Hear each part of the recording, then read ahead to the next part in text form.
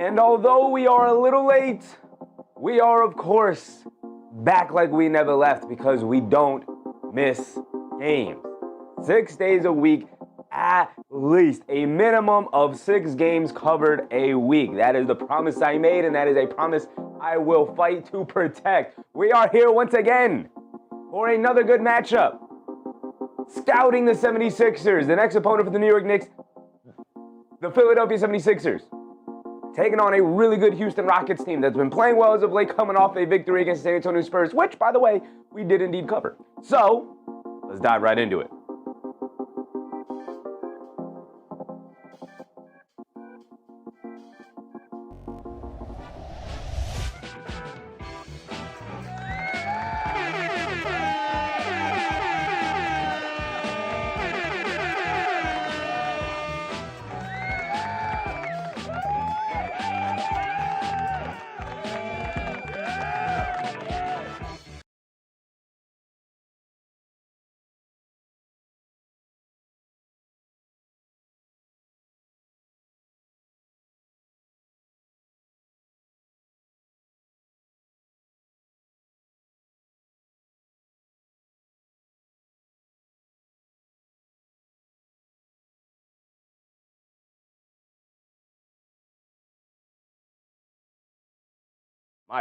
My bad. I was too busy dancing away. I was going to continue dancing until Sons Jen set it off. Appreciate you, Doug Fresh. Appreciate you. Because I would have kept going. Sons Jen with an incredible, generous, gifted members. 5 gifted memberships from Sons Jen. My goodness, brother. Appreciate you. Wow. Incredible. What a way to start the night. Now you got me all jittery. Okay, I appreciate you, Sons Jen. Thank you for that, brother. Thank you for that. We are back once again. To lay witness. Houston Rockets, Philadelphia 76ers, East versus West. Sons Jen said, paying it forward. Appreciate you, brother. I appreciate you, man. He said, I'm sorry, keep the dancing. Nah, brother, we're good. You getting the party started right. I was trying to get the party started right, but you knew how to get the party started right, brother. I appreciate you. Lionel Monans, what's up, Lionel? The Rockets, we watched the Rockets last game. They played the San Antonio Spurs. Played a very good game. Mostly healthy. Who are they missing? We're missing one guy. We should actually probably pull it up because both of these teams have had guys in and out of the rotation. Let's go ahead and pull up the injury reports for both sides just to make sure we're covering them properly here. We're starting with the Rockets, the road team. This is in Philadelphia. And so Steven Adams is out. Suffered a bad ankle sprain, so he's out indefinitely. That's a big loss for them. And Aaron Holiday is out, but he has not been a part of the rotation anyway. Oda Austin, what's up, Oda? I saw Justice Dad in the chat earlier. Appreciate you. Albert, Navi, appreciate you. Appreciate you guys. George Person, what's up, George? Appreciate you as well, my man. Thank you. So starting with the Houston Rockets, they are mostly healthy outside of Steven Adams, who is a big part of their team, believe it or not, if you guys have not been paying attention to the Houston Rockets very closely this year. Steven Adams has kind of been huge for the way they want to play basketball. Dominant on glass. He is the West Coast version of Mitchell Robinson. These guys have had almost identical seasons. And now Steven Adams is out with an ankle sprain, unfortunately for the Rockets. Unfortunately for him, he was having a damn good season. The Fleas, what's up, Fleas? I'm a Rockets fan for the day. Absolutely. Got to root for the East teams to lose, especially with the Knicks losing streak. Now we're really close to them in the standings. Too close to them. So we need the Philadelphia 76ers to lose today and then for the Knicks to also take the victory on Saturday. But the Rockets are mostly healthy outside of Adams. And Holiday's technically out, but like I said, he was not really a part of the rotation anyway. So, Doug Fresh said Rockets been playing great. They've been playing well. They've been playing very well. Again, a big victory against San Antonio Spurs the other night, a game in which we did indeed cover. But let's start with Alperen Sengun, who I would consider the best player on the team. I know they got Kevin Durant. Kevin Durant's 37 years old. I got Sengun as the number 1 guy on this team right now. He goes as they go as he goes. He is invaluable to this team at this point. He is the offense. He is the team. He is, obviously the baby Jokic comparisons have been made. He is essentially like the entirety of the offense. I know they have KD who can carry an offense, but he can't do it for an 82-game season. Just ask my man Sons Jen, who had to watch Kevin Durant for the past, year and a half, 2 years was he there in Phoenix? And it did not go smoothly. Here in Houston, when they have to play through Kevin Durant, it does not go smoothly as well. He said misery. Yeah. I didn't want to say it, but you could say it because you had to sit there and watch it for a couple of years, right? It was 2 years or a year and a half. His gravity is too much. Kevin Durant is. We'll get to Kevin Durant. Let's start with Alperen Şengün. 2 years, yeah, 2 years, which is it was rough. It was a rough 2 years for sure for the Phoenix Suns. Alperen Şengün, we know what his stat line is like: 22, 9, 6.5. Has been hovering around there all season. The thing we have been kind of monitoring or trying to monitor all year is the efficiency because playing as big as the Houston Rockets have played this year, this number has become increasingly more important for Alperen Şengün to continue to elevate his perimeter game. Like at the very least, Jokic has always increased his value by the way he's been able to step out and shoot the three. You don't have to shoot a ton of them. The volume does not need to be there. But you can't leave Jokic out on the three-point line all by himself. You can dare Alperen Şengün to shoot the three. People will dare Jokic to shoot a three because it's the best option as opposed to him putting you in the post and either scoring on you or assisting his teammates and doming everybody up. So that's the better option of daring Jokic to shoot, but you still have to give a really good contest because he's an over 40% three-point shooter on low volume for Jokic, but that's fine because if he took more, he would it would take away other parts of his game. He's very smart with the way he plays. He's not the best player in the league by accident. Incredibly smart basketball player. Şengün has to get to that point. He's only 23 years old. Still a lot of time left to learn and improve his game, obviously, but 30% from three, where as opposed to when he started the year, was shooting around 40%. We knew it was going to come down a little bit because he got off to a red-hot start, but it's come down way too far. 30% is not getting it done, right? Hovering around 30 these past couple of weeks is not getting it done. And he's gonna have to prove it. Southern Jen said, so happy for the Rockets, though. We love the trade.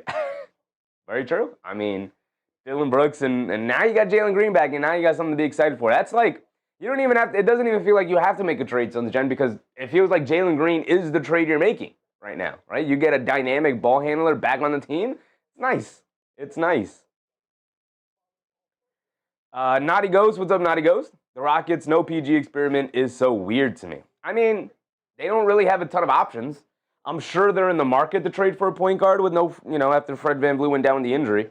He was their guy. He was supposed to be, he's the missing piece to the team, right? If they have Fred VanVleet, they're like right there at the top between the Nuggets and the Thunder as absolute title contenders this year. 100% title contenders this year. I could absolutely see them winning. With no point guard, with no Fred VanVleet, I highly doubt it. They're still dangerous. Maybe they can get hot and make a deep run and maybe even make the finals. And if you make the finals, you could win the finals. They're a dark horse. They become a legit contender to a dark horse type of contender. Crandon said he's been kind of inefficient. He has been kind of inefficient. He's still over 50% from the field, which is nice. 72% from the foul line isn't the greatest, but my bar is set at 70, so anything over 70 I'll take. And 30% from three has been bad. Also, the 3.2 turnovers to 6.6 assists is just too high, right? Anything over three, I'm looking at you sideways. I get high volume, ball handling, playmaking players like Alperen Şengün, even at the center spot. You're going to rack up a ton of turnovers, especially with the pace the game moves at and the ball movement and the spacing and how often we're trying to swing and spray the ball out. You're going to get turnovers. You're going to rack up turnovers. It's going to happen. But once you get to averaging over three, I start looking at you sideways. Get it to as below three as you can get. Crane said Şengün a lot of times holds the ball a long time. He does. He's got to make quicker decisions for sure. Again, 23 years old. 23 years old. Still a lot of room for improvement, for sure. Naughty Ghost said, I don't know, in my opinion, no team can have too many PGs. Like 2 to 3 is a must. You're not wrong. And they don't really have one. Fred VanVleet was really their only one. Reed Shepherd is kind of on the outside looking in, right? And we're 10 minutes away from tip-off, so we might not even be able to get through all of it because we're still sitting here on Alperen Şengün. Crandon, what's up, Crandon? Wolves need a PG. Tell me about it. Yeah. At one point, it felt like every single team in the NBA had a point guard, especially if you were a good team. Like it was impossible to not be a good team without a point guard. And now it feels like there's a couple of really good teams that don't have point guards and have just kind of trying to survive with non-point guard lineups, non-traditional point guard lineups. right? With the Wolves starting Edwards and DiVincenzo in the backcourt, the Rockets starting Thompson and pick a guy, sometimes Eason, sometimes Okogie in the backcourt. But PGs aren't as readily available as they used to be. Who knows? John Morant's out there. Trae Young was out there. Go get yourselves a point guard, man. Hey, man, any interest in Jordan Clarkson? We're ready to move off of JC. Let's go to who many people might consider the best player on the Rockets team. Not so much anymore from me. That 37 years old is weighing heavy on Kevin Durant. He's an awesome second-tier guy, third-tier guy, next to a guy like Jokic, next to a young guy like even Amen Thompson, who can take a lot of pressure off of KD, even though they do rely on him a lot. 26, 5.5, 4.5, we know what he's capable of. It's KD. We know who he is, right? What is this? Year 17 for him? 18 for him? Something like that. He came into the league at like 19, 20 years old. So he's been around forever. We know who he is. Crandon said, I'm good on Morant. That's crazy. No point guard and you're good on Morant. I mean, I get you, brother. I get you. I'm good on Morant too. 52 from the field, 89 from the free throw line, and 40% from three. The efficiency basketball god right here. This is the efficiency legend. He sits at the top of the mountaintop when it comes to basketball efficiency. 50, 40, almost 90 here. In year 18 at 37 years old, still averaging 26 a game is ridiculous efficiency for Kevin Durant. I mean, the guy barely misses. But at the same time, again, not capable of holding up his end of the bargain. On a night in and night out basis, they really got him for the playoff time. You need a go-to guy in the playoff time. That's why KD is here. We just got to get through this regular season, make sure we build up chemistry and whatnot. So when we get there, we're ready to go. Jason, what's up, Jason? Naughty Ghost said Trae Young was out there, but he's a liability for sure. The Hawks are legitimately better with him off the roster. Are they, though? Are they? Because how are the Hawks doing right now, brother? How are the Hawks doing right now? Right? I mean, he was scapegoated as the guy who was the main problem for them. They're the 10th seed, and firmly in the 10th seed. They're 1.5 games behind the Chicago Bulls. They're 21-25, and they traded them like 5-6 games ago. You know?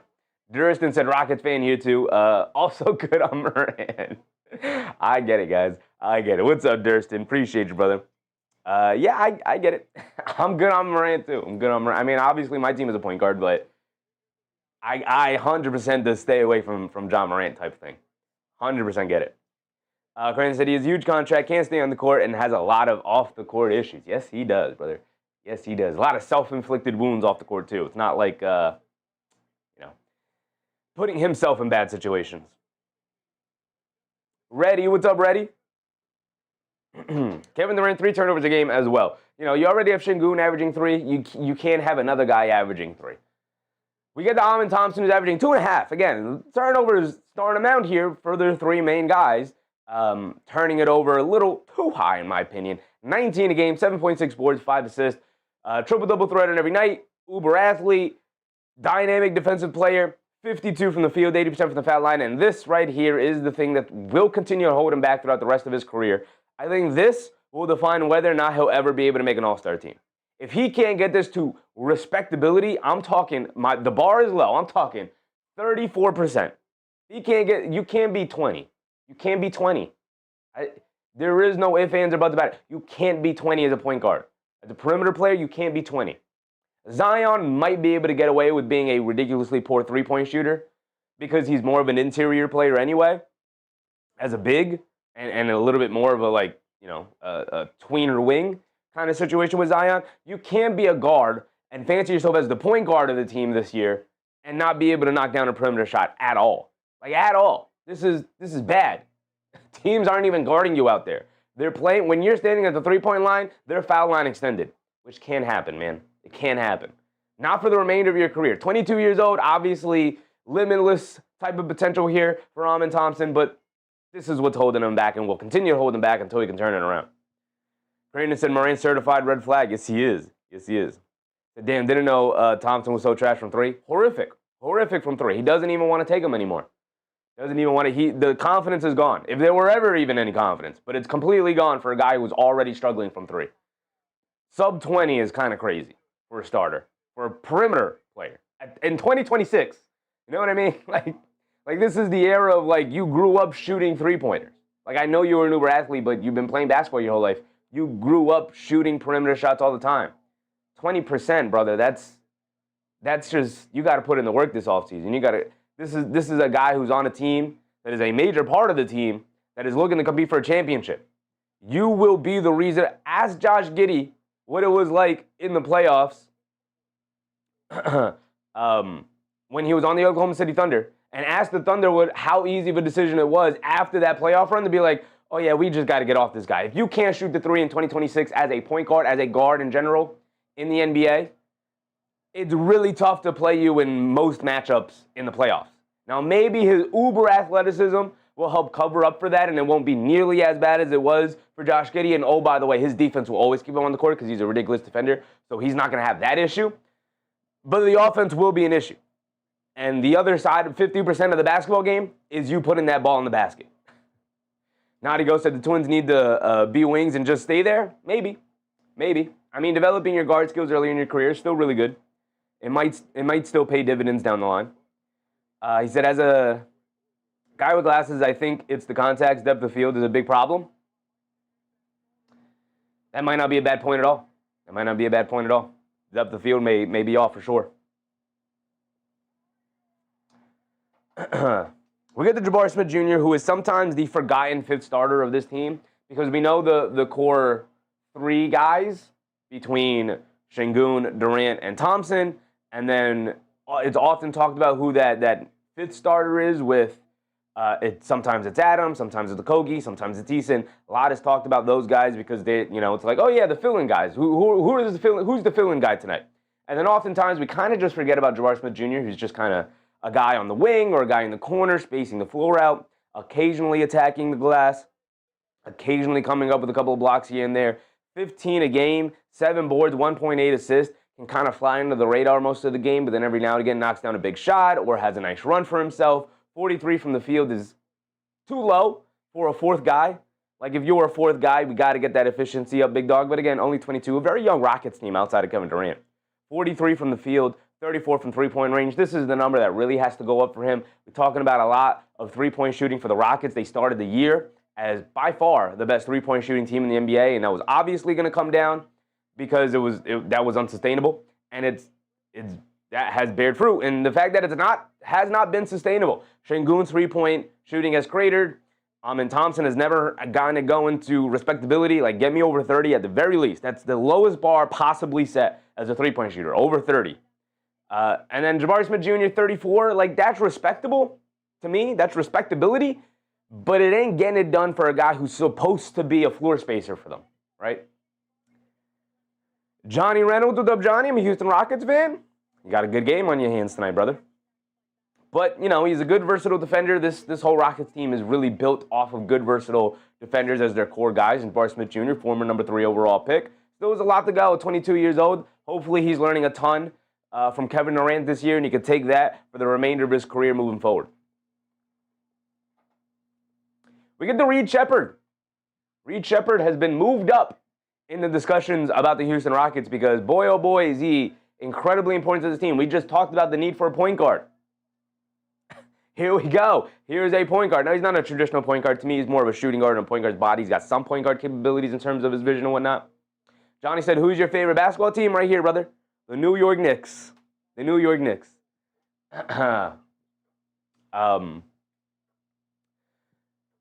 Reed Sheppard, not a traditional point guard, but has some point guard capabilities. And you can see when he's out there, team looks significantly better. Not just because he's a point guard, but because of this right here. This is a dangerous man out there on the court. He'll let it fly from anywhere. And in only year 2, 21 years old, the potential is absolutely there for a guy like Reed Sheppard. Hopefully Houston continues to lean into him. I understand the desire to maybe want to stay away from Reed Sheppard as heavily as I think a lot of us casual fans of the Houston Rockets want to see Reed Sheppard out there because he's a defensive liability. I just think his defensive playmaking is a bit underrated. 1.4 steals a game, 0.6 blocks for an undersized guard is kind of crazy, right? Half a block a game, 1 block every other game, and 6'2" is generous. I think he's more closer to like 6'1", 6 feet maybe even, 6 feet, 6'1", something like that. Reed Sheppard, though, saved the San Antonio game. Had 20 points in that game, He's done that multiple times this year. He's had huge games in big moments against really good teams. Very important part. Johnny said, why are you watching the Houston Rockets game for? Because I really like basketball, brother. I'm a big basketball fan. I watch more than just my team. Johnny said, can my Houston Rockets make it to the playoffs this year? Brother, that is not a concern. They will be in the playoffs. They will 100% be in the playoffs. We get the Tari Eason, who is, if it's not Reed Sheppard, Tari Eason might be the most underrated player in this team. 12 points per game, 6 boards, 1.6 assists, 47. Actually, this has dipped down a little bit. I should probably look up the real number on that. Naughty Go said, Reed Sheppard reminds me of Danish Jenkins for the Pistons. Danish Jenkins is more of a, he got his teeth bitten in the NBA through defense.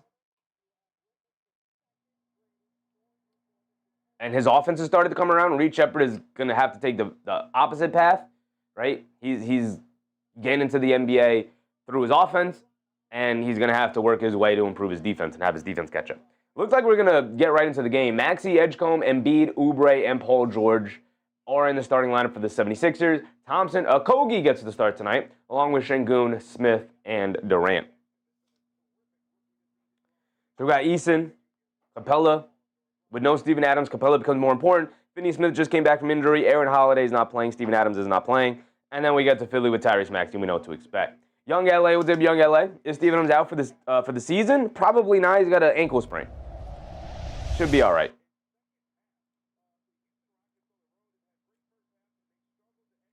Here we go. Off for the tip.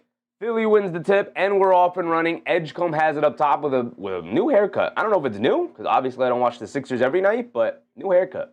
Embiid hands it off to Maxey, fires away from three. Okogie loses them, but Maxey misses the open three. And Durant snatches the rebound. Durant has it on the right wing. They lob it up top to Şengün after the double team was brought. They get it, swing it out to Jabari Smith Jr., bullying his way down the lane, stops, they kick it out to Şengün. He has it up top. Spins, he's got Edgecombe on him. He's going to back him down. Spins, ball knocked loose, and Paul George will bring it down the other way with a big two-handed hammer to start the game off 2-0 for the Philadelphia 76ers. Ozahar, what's up, Ozahar? K Hazy, what's up, K Hazy? Şengün gets it over to Okogie. They try to lob it down low to Durant. Ball gets knocked loose, but right into the hands of Amen Thompson, standing under the basket by himself for a two-handed slam. Why is the GameCast not up? Come on, ESPN. Get yourselves together. Okay. The GameCast will be up in a second, guys. My apologies. Embiid down. Tried to hit the reverse layup. Can't get it to go. No foul called on Şengün, even though Embiid wants it. And now Thompson bringing it down. Leaves it off for Durant. A transition pull three. Got it to go. And the foul on Paul George will send Durant to the foul line for one more and possibly a 4-point play. 10:40 to go. Already a 5-2 lead, and some momentum being built for the Rockets with a possible 4-point play on the way for Kevin Durant. We just went through his counting stats. 89% from the foul line, knockdown free throw shooter.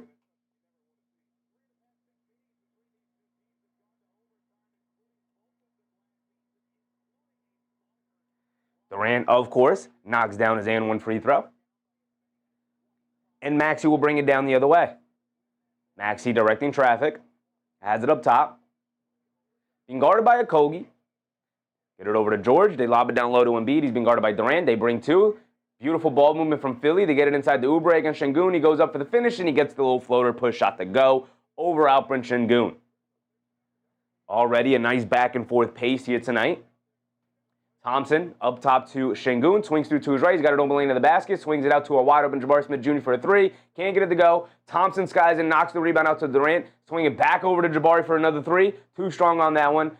Threw up a brick, and Paul George brings it down, bringing it down the other way. Paul George coming to his right off the Embiid screen, driving it down to kick it up top to Embiid. He's going to attack Okogie up the bounce. Stop, leans in. Behind, over the head, over the shoulder pass from Embiid over to Oubre, and Oubre knocks down two back-to-back shots there. This time from three-point range, and Philly retakes the lead 7-6. 9:40 to go here in the first. Şengün gets it over to Jabari Smith Jr., being guarded by Embiid. Embiid giving him a little bit of space. Jabari Smith Jr. is going to attack, step back, baseline foul, baseline Mid-range pull-up jumper, can't get it to go. Paul George with the rebound, bringing it down the other way. Has it on the right wing, picked up by Thompson. Shovels it down low to Embiid. Embiid being guarded by Jabari. Backing him down, leans in, trying to draw the foul. No foul called. Thompson comes flying in and snags the loose ball. Second time in a row, Embiid's trying to foul bait. Doesn't get the call either time. And Thompson, beautiful fast break, leaves it off for his star in Şengün, and he gets the easy layup out on the break. Here comes Edgecombe bringing it down the other way. Edgecombe has it up top. And none of the ESPN just refuses to update. We'll figure out an alternative here in a second. Embiid has it up top, hands it off to Oubre. Oubre pulls it out, coming to his right, hesitates, now driving it down, leans in, step back, baseline fall-away jumper. Can't get that one to go. Battle for the rebound. Edgecombe almost took it away from Durant. Hit ahead to Thompson. Thompson has it. Maxey picks him up, driving it down, leaves it off Durant. Another straightaway three. Comes up short on that one. Embiid has it. Lost it. Picks it back up and then draws the foul on Okogie. So we might either have to change browsers or do something like go to NBA.com and just use their tracking instead. Durant said, saw a kid wearing a Durant jersey at the shops last weekend. I was like, yo, kiddo, love the jersey. He had a massive smile. Good to see the kiddos following their favorite players like we did as kids. I love seeing that. Get the kiddos the jerseys. Jersey is not really for me, right? I don't need to be picking up a ton of jerseys at this point in my life, but get the kiddos the jerseys. Maxey misses his step back three. And then pushing the pace the other way, and they get Jabari Smith Jr. a wide open dunk at the rim. My goodness. Terrible defense. Embiid has it up top. Obviously, Philly, with Embiid in the game, they don't want to play that fast. Even with Paul George as well, at his old age, 35 years old. They don't want to play that fast.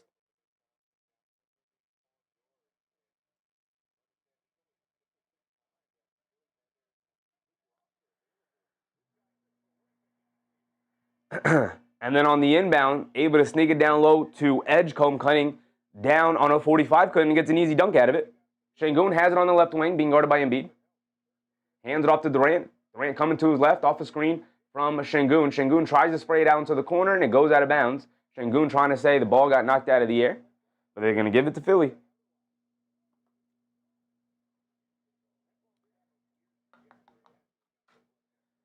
NBA.com doesn't really have a good one. Let's go back. All right, cool. We're back. We're back. Not really. Still not updating. We'll open it up in a different browser in a second. They do give it back to the Rockets. Now they get it to the Şengün. He's going to fire the three, no hesitation, right wing. Got it to go over. As Embiid dared him to shoot it, he obliged, and Şengün made Embiid pay. Maxey up top. He's been scoreless so far. 13-9. Maxey gets it over to Embiid. Back to Maxey. Maxey being guarded by Jabari Smith Jr. There should be a mismatch. Maxey has it up top by the half-court line. Back to Embiid. He's being guarded by Durant. Hesitates from three. Now trying to back him down. Now driving to his right. Stops, turns, spins. A triple team inside the Paul George. Gets swatted out of there by Alperen Şengün. And the Rockets are off and running again. KD crosses over to his left. Down the lane. Takes a bump. Puts up the floater. Can't get it to go. But he does draw the foul. He does draw the foul. Mayweather. What's up, Mayweather? Rockets money. Don't wait till it happens. KD said, what do you think Grimes is really worth on the open market? He'll probably get something in the range of 15 to 20 a year. For a high value role player like him, who just is super versatile, and KD misses a free throw. Not as knocked down as maybe I thought. That's a tough miss. Let me refresh this one more time, then we'll open up. All right, let's just...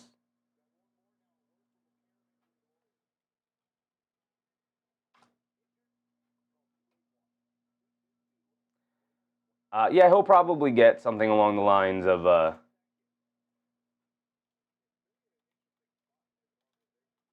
15 to 20, something around there, unless a team really wants to overpay for him. Kelly Oubre, driving into the middle of the lane, knocks down a lefty push shot in the paint, like little floater shot, gets it to go over Şengün, and they call the foul on Şengün. Going to send Oubre to the foul line for one more. And he's trying to repay the and one. Durant split the free throws.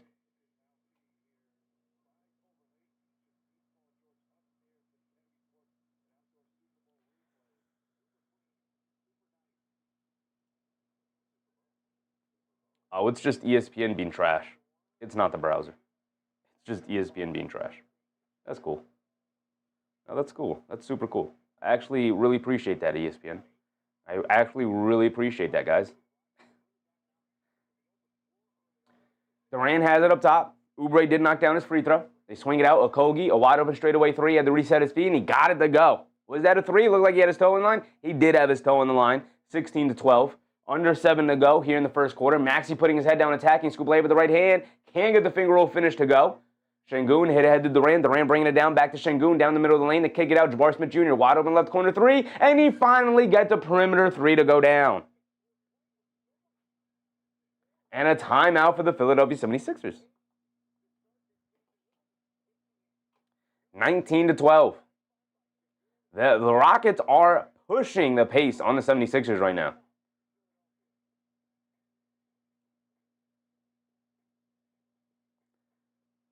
We got the Nuggets taking on the Wizards. Rockets obviously taking on 76ers, the game we are covering today. Hornets Magic. That is also just tipped off. And then as far as the rest of the night go, Warriors taking on the Mavs. Really down moment for the Warriors here. Okay, he said, yeah, he's very talented. Yeah, he's going to get his money. He's going to get his money. It's going to be interesting. I think it's going to be interesting where he ends up because I don't know if Philly can retain him unless he really just wants to stay in Philly and takes a little bit of a discount, or Philly says, screw it, we'll go into the second apron, or they find some way to move off of one of their guys, one of their high-paid guys, but, like, you have Maxey. His extension's going to kick in at some point. I don't know if it kicks in next year, but at some point it's going to kick in. You obviously have Embiid on a ridiculous contract, and you have Paul George on a ridiculous contract. And so you're kind of screwed in terms of the leverage and the the space that you have. There really is no creating space unless you can get rid of one of those two guys, and I don't think they're all that interested in getting rid of one of those two guys. Obviously, Paul George would be the one they try to get rid of first, but I don't know what kind of market he's going to garner. But who knows? Daryl Morey's going to have to work some magic. Again, unless I'm overestimating the market for Quentin Grimes and Philly can kind of steal him and get him back for less, or Quentin Grimes really likes Philadelphia and takes a little bit of a pay cut.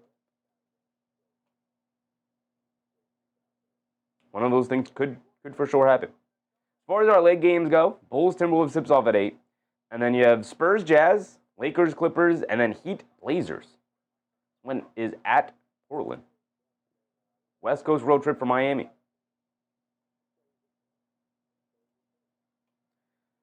All right, Gamecast is finally up.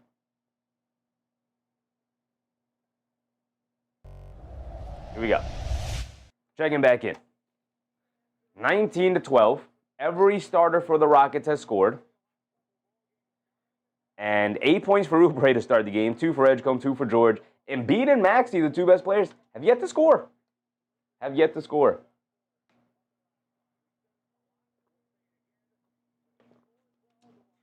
Hazy said, I think the Rockets' hype will hurt Philly since Philly is one of those super athletic teams. Yeah, could for sure.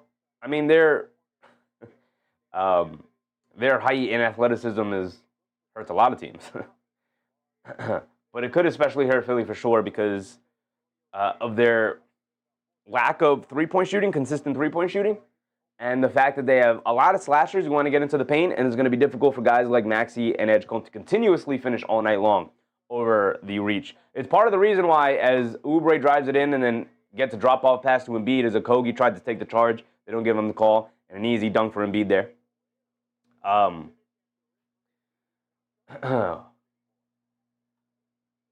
It's part of the reason why you're seeing Oubre start the game so well, as Amin Thompson attacks off a pick and roll. Şengün, Thompson sets the screen. Şengün comes off of it and then hits Thompson as the roller going to the rim. He draws the foul and gets the layup to go.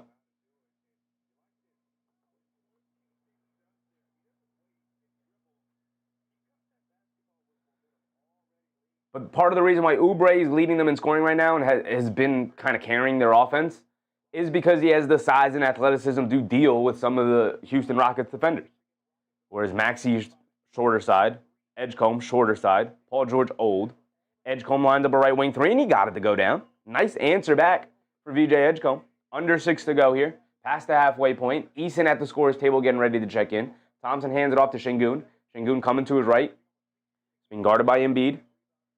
Hands it off to Durant. Durant coming to his left, hits a Kogi Kun back door, and a beautiful drop-off pass to Şengün, who then gets fouled by Paul George and will send him to the foul line for 2 free throws. This is a good foul from Paul George, but obviously a wide-open dunk attempt at the rim for Alperen Şengün. Great ball movement for the Rockets. Naughty Go said, really rooting for the Rockets tonight. Detroit has them on the second night of a back-to-back tomorrow. Ooh, that's going to be a good game tomorrow. Maybe we'll cover that game tomorrow, too. Maybe back-to-back Rockets games.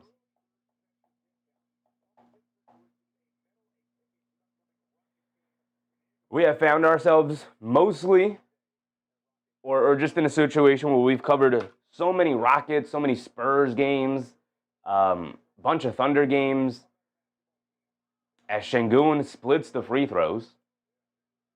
We've found ourselves in a situation this year where we're covering more basketball. But we're covering a lot of the similar teams because they're the best teams and we're trying to watch the best games of the night. And often the best teams will be involved in the best game of the night. Embiid spins along the baseline. They swing it out. Maxey, they leave him open from 3. He can't make them pay as he misses it. Good effort from Eason. Or is that Eason? That was Thompson, excuse me. Good effort from Thompson to get out. That it was Eason, my bad. I just assumed it was Thompson. It was Eason. Good effort by him to get out on Maxey after they gave him they were daring him to shoot. And now Şengün fires another 3. He can't get it to go. Edgecombe. Good box out and rebound over Okogie. Here comes Maxey bringing it down the other way. Bullet pass interior to Embiid. Goes up for the layup. Can't get it to go. Şengün falls to the floor looking for the offensive. They don't give it to him. They're allowing the big men to battle down low. Playing very physical right now against each other. KD has it up top. Brings it out to Şengün, and Şengün going very aggressively, gets it out to Eason. Eason driving it down into the mid-range, kicks it out to Okogie inside to Jabari Smith Jr. He's being guarded by Oubre. Jabari Smith Jr., ball gets poked out. He's going to dance with it now, has it along the baseline, spins, bullet pass to nobody. And it's a shot clock violation. Shot clock violation. You just got to put that shot up, brother. You got to shoot that. Why is my timer not going? 4:20 to go.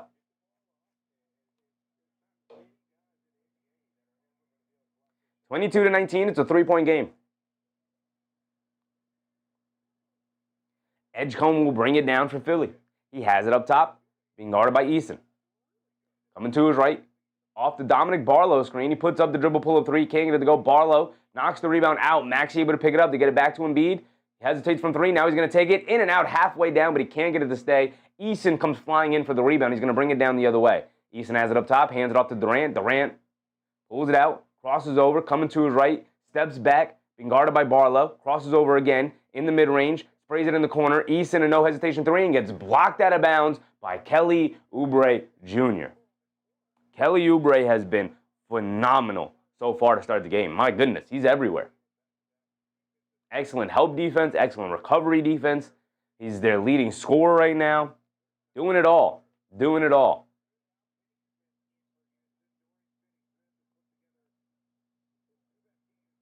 Eason gets it into Durant.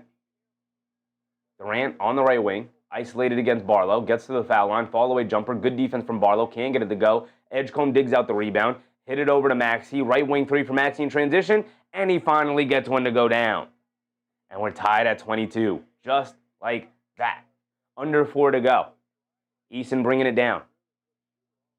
Eason crosses over to his left off the Şengün screen, down the lane, loses the handle, picks the ball up, kicks it out to Smith, to Dorian Finney-Smith. Now they get it back up top to Durant. Durant's going to have to isolate yet again with 5 on the shot clock. 1-on-1 against Barlow. Leans in, step back, pull up midi, got it to go. I mean, he's a scoring machine. That's good defense from Barlow, but there's not much you can do about that. I like shoes. What's up, I like shoes?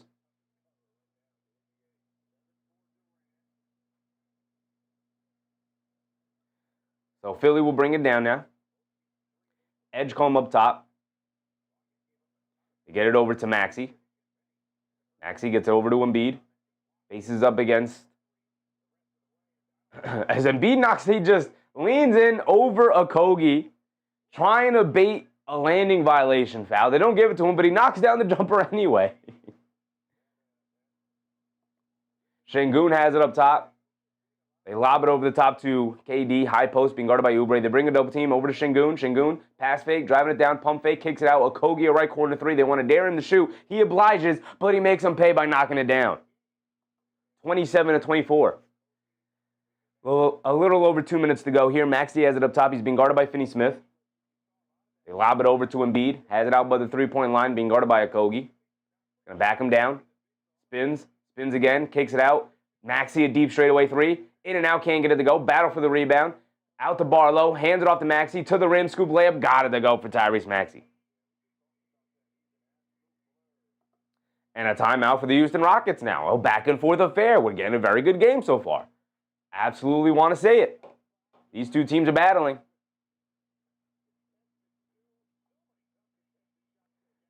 Just under 2 minutes to go here. 1:54 exactly. We'll sync up our timer perfectly now.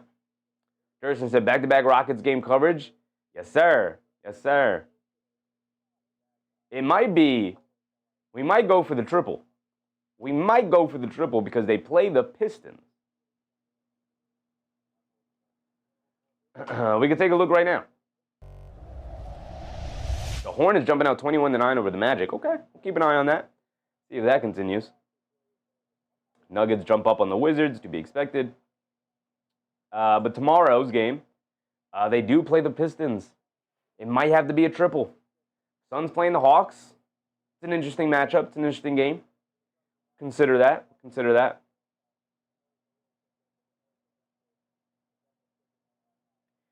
Kings, Cavs, no thank you. Celtics, Nets, definitely no thank you after what the Nets did last night. Pelicans, Grizzlies, no thank you. Pacers, Thunder, the last time these two teams played, it went to double overtime. It was the second game of the NBA season. We covered that game. It was a double overtime game. We had back-to-back double overtime games. We did the opening night game, Thunder versus Rockets, that went to double overtime, and then we did Pacers, Thunder, that went to double overtime. So that was fun. But, yeah, not interested with the way the Pacers have played this year. Not interested. Nuggets, Bucks, no thank you with the way the Bucks have been playing. And then you got Raptors, Blazers to close out the night, which is a late game, which honestly not really considering late games right now during the week. But Rockets, Pistons, it's the best game tomorrow. A close second is Suns, Hawks for sure. That's a fun, interesting game. Suns are now 10 games over 500, but the Hawks are not figuring things out right now. So not really interested in watching the Hawks until they figure things out. So Rockets, Pistons is definitely the best game on the docket tomorrow. So we'll probably end up going for the triple. We'll end up going for the triple inadvertently, but the Rockets are just playing really good teams right now. Really tough stretch in their schedule. They just consistently have the best matchups of the night. And then Saturday we'll be live for the Knicks 76ers. We might try to... Warriors, Timberwolves, which if Jimmy Butler didn't get hurt, we probably would have tried to do Warriors, Timberwolves as well that night, or that day. Lakers, Mavs, the late game is also a bad matchup. The Lakers are on the ban list. Mavericks are dealing with a million injuries. Saturday, I really would have... We got Celtics, Bulls. Maybe we could do Celtics, Bulls. Cavs, Magic, maybe. Maybe we'll do Cavs, Magic. I'd like to do more than just Knicks Sixers game because this is a middle of the day game, right? So I'd like to add one more, but we'll get there. We'll figure it out. Here we go. We're back into it. Reed Shepherd is subbed in along with Capella. They hand it off to Shepherd. Thompson also comes back in. Shepherd down the lane. They kick it out. Dorian Finney-Smith a wide open three, and he gets it to go down. He's been struggling to shoot the three consistently since coming back from the injury. I assume just rounding in the form. It was a long layoff with the injury. Missed half the season. They get over to Barlow, up top to Oubre. They swing it over to Grimes, who's just checked in. Coming to his left off the bonus screen. They swing it out to Oubre. Now out to Barlow, right corner three. They're going to dare that guy to shoot all night long. He's shooting under 30% from three as well. But he makes them pay by knocking it down. Here comes Thompson. Thompson on the right wing, crossing over to his left, down the lane to kick it out. Tari Eason, a left wing three. Comes up short, but gets a friendly roll off the front of the rim. Bounces over and drops down. 33-29, back-to-back threes for the Rockets. Let's see if Philly can match that. Barlow hands it off to Maxey, swings through to his right, steps back for a three. He's trying to match it. Maxey can't get it to go, but Barlow, the offensive rebound, has it in the paint. He's going to pull it out. Ball got knocked loose by Eason, battling for it. Eason knocks it loose. Capella picks it up. Ball gets knocked loose. Thompson able to recover it anyway as Grimes slipped. They leave it off for Eason, shoves it over to Thompson, hangs in the air, can't get the layup, but that's because he was fouled by Bona. And he's going to go to the foul line for 2 free throws. And again, I forgot to restart the timer, but there's 36.8 seconds to go, and Thompson will be at the foul line for 2 free throws. Ozahar reminding people to like button. Appreciate you, Ozahar, if you can join the show. please go ahead, hit the thumbs up button, like the show. I'd very much appreciate it, y'all. Thank you. Nani Go said the Hornets have been feisty, especially with their starting five, are healthy. Absolutely. You got LaMelo, Brandon Miller, and Con Knipple all playing healthy basketball.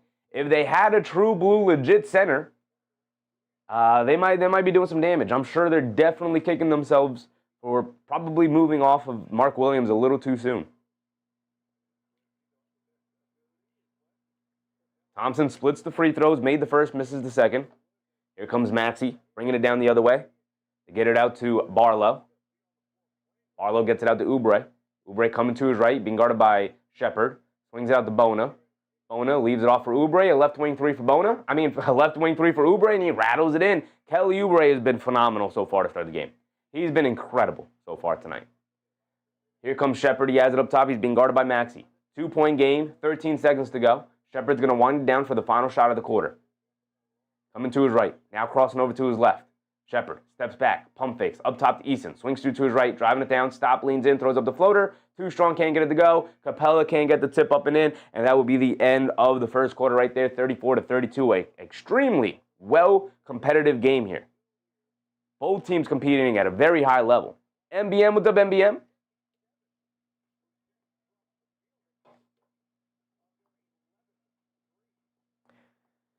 $12 minutes down, 36 more minutes to go. 2-point game, pretty even all around here between these two teams. Very fun matchup. Let's see how the rest of the league is matching up. The Hornets still 12-point lead over the Magic so far as they're approaching the end of this first quarter. A tough scoring stretch for the Magic, only 20 points. Don't they have both Wagner brothers back? Or are they like on a minutes restriction thing, or what's going on? What's going on here? Check out the Magic. Paolo with 3, De Silva, Wendell Carter Jr., Desmond Bane, Anthony Black. Mo Wagner is playing. No Franz Wagner. He did play in the Germany game. Maybe they just wanted him out there for the Germany game, but again, maybe on a minutes restriction thing. I don't know. We could check. We could check the Magic real quick. What's going on with Franz? Because he was originally ruled out 1 to 2 weeks when he first got hurt against the Knicks. And he's been out almost a month now. Left ankle soreness. Okay. And Suggs is also out, but he's been out for a bit here. He's been in and out of the lineup all year.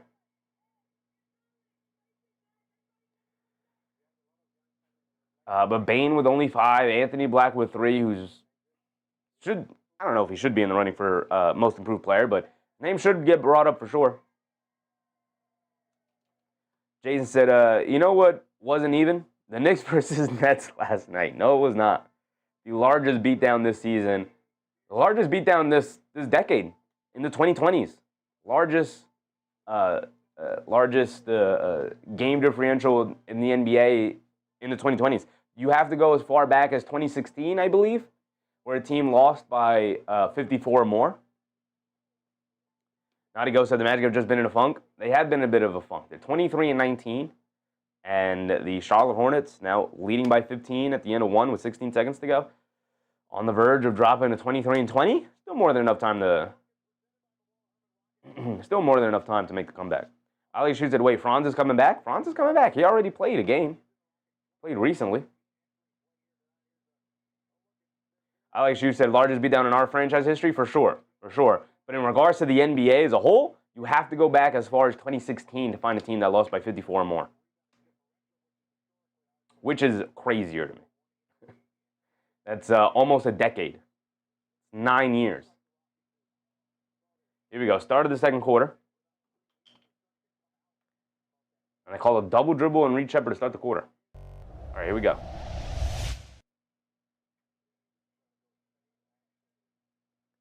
Edgecombe will bring it down. I don't think Edgecombe's subbed out so far tonight. Paul George up top, coming to his right.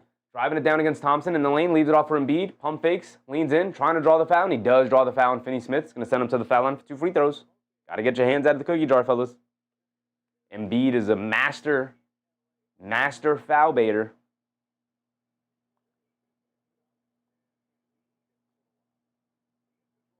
Embiid going to the foul line for 2 here. Tied up at 34 already to start the second.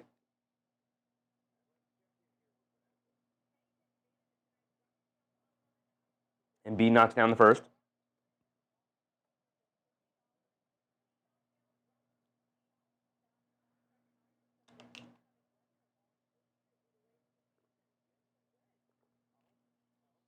He's got one more coming. Embiid so far this year averaging 24. Not the rebounder he once was. Only 7 rebounds so far this season. But the athleticism clearly lost him. But he has pivoted to being a impossible guard out of that high post area. Shepherd swings it out to Durant. Behind the back, step back, fall away jumper. Got it to go. And the foul against Barlow is going to send Durant to the foul line for a possible another and one play. Previously on a three-point shot that he knocked down and got fouled. This time on a step-back foul line mid-range jumper, he knocks down and gets fouled. David Osh Jr., what's up, David? So Durant's at the foul line for one more. And he knocks it down. Now here comes Edgecombe. Edgecombe up top, directing traffic. Hands it off to Grimes. Grimes hands it off to PG. Paul George coming to his right off the Barlow screen. Dancing with it against Thompson. Pulls it out. Calling for some screens. Coming to his right off a double screen. Driving it down now against Finney-Smith. Behind the back. Step back. Mid-range jumper. Nope. They call the offensive foul on Paul George. A little off-arm shove-off on Dorian Finney-Smith is going to send the ball back to the Houston Rockets. Nadigo said, actually going to be going to the Pistons game in Orlando in March? Nice, brother. Nice. Always love hearing people going to the games. Prices are definitely getting ridiculous, but most places are still somewhat affordable, as opposed to New York Knicks games. KD, nice pass over to Capella, who knew he short-armed it. Comes up well short on the hook shot, and now Embiid's going to bring it down the other way. Pass fake, swings it out. Edgecombe, a wide-open right wing three. In and out, halfway down. He can't get it to stay. Capella comes flying in for the rebound. Here comes Shepherd, bringing it down the other way. Tries to throw a tough pass, well contested.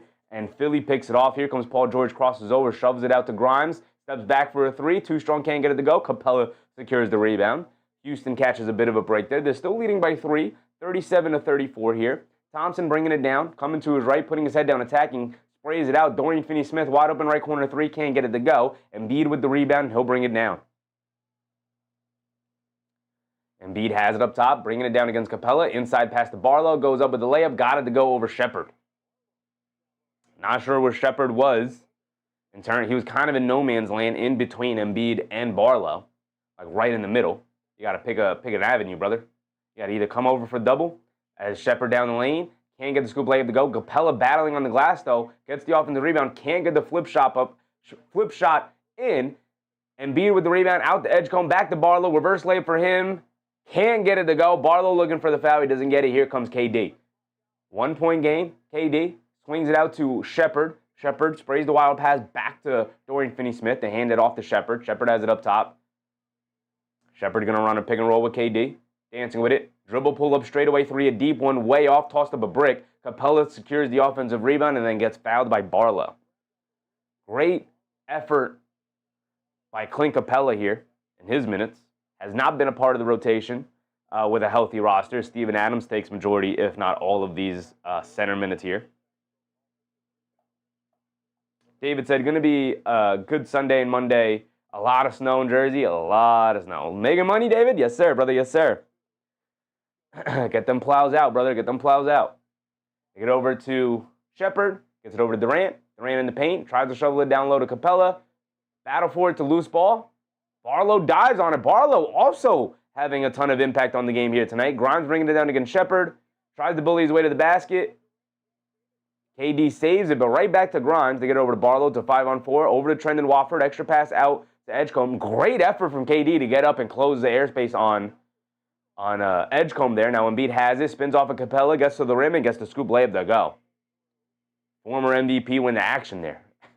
We just got a glimpse as to what Embiid used to look like right there. And that was a quick move. Light on his feet for the big fella.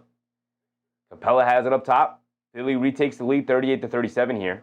Shepherd and the Rockets looking to answer. They get it out to Durant, driving it down, leans in, stop, fall away over Barlow, and he got it to go. He's giving Barlow the business right now. I got to give it to Barlow. He's hanging in there. He's playing strong. He's playing tough. Joseph, what's up, Joseph? But that's KD right there. And he's giving Barlow business. I like the defense Barlow is playing. But KD's got it going right now. He's in a groove.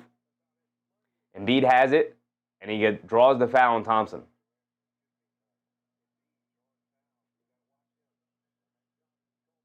I like Shoes. Do you think Embiid's ever returning to his MVP form? Absolutely not, brother. That knee is cooked. He'll never be considered for the MVP again. But he may not have to be. He's just got to be healthy enough for a playoff run for once in his life.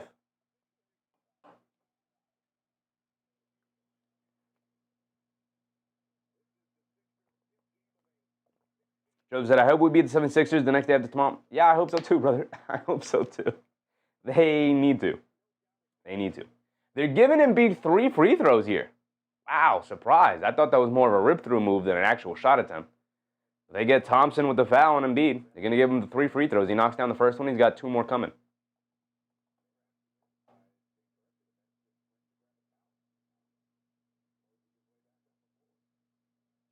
Embiid knocks down the second one. Gives them the lead. And he's got 1 more coming. It'll be the first time the Knicks have legitimately 2 days off in between a game at home, where they won't be on the road and they don't have to travel really anywhere far. Like they're going from New York to Philly, which is not far at all. It's a couple-hour drive, and who knows? They might even fly in because they're rich. But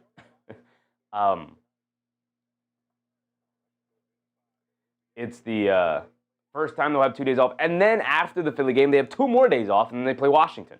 So the kind of situation where the rest thing is put to bed after this stretch here. Put to bed. They've had more than enough rest. Thompson can knock down the fall-away mid-range jumper. Trendon Watford comes flying in for the rebound. He's bringing it down now.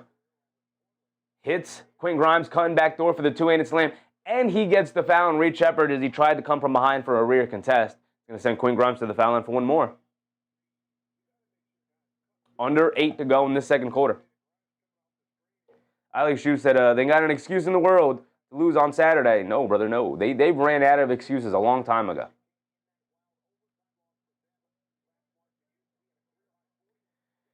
Grimes knocks down his and 1 free throw.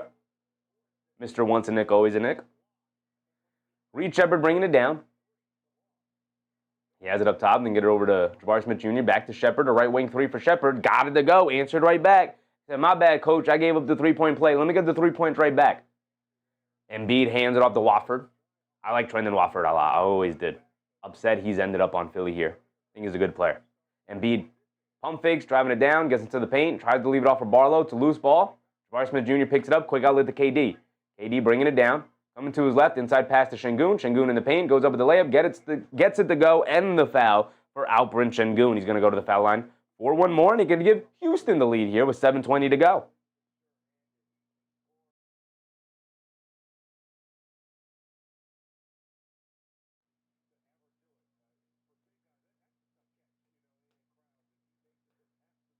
We're tied at 44 with 7:20 to go exactly. Şengün's at the foul line for 1 more.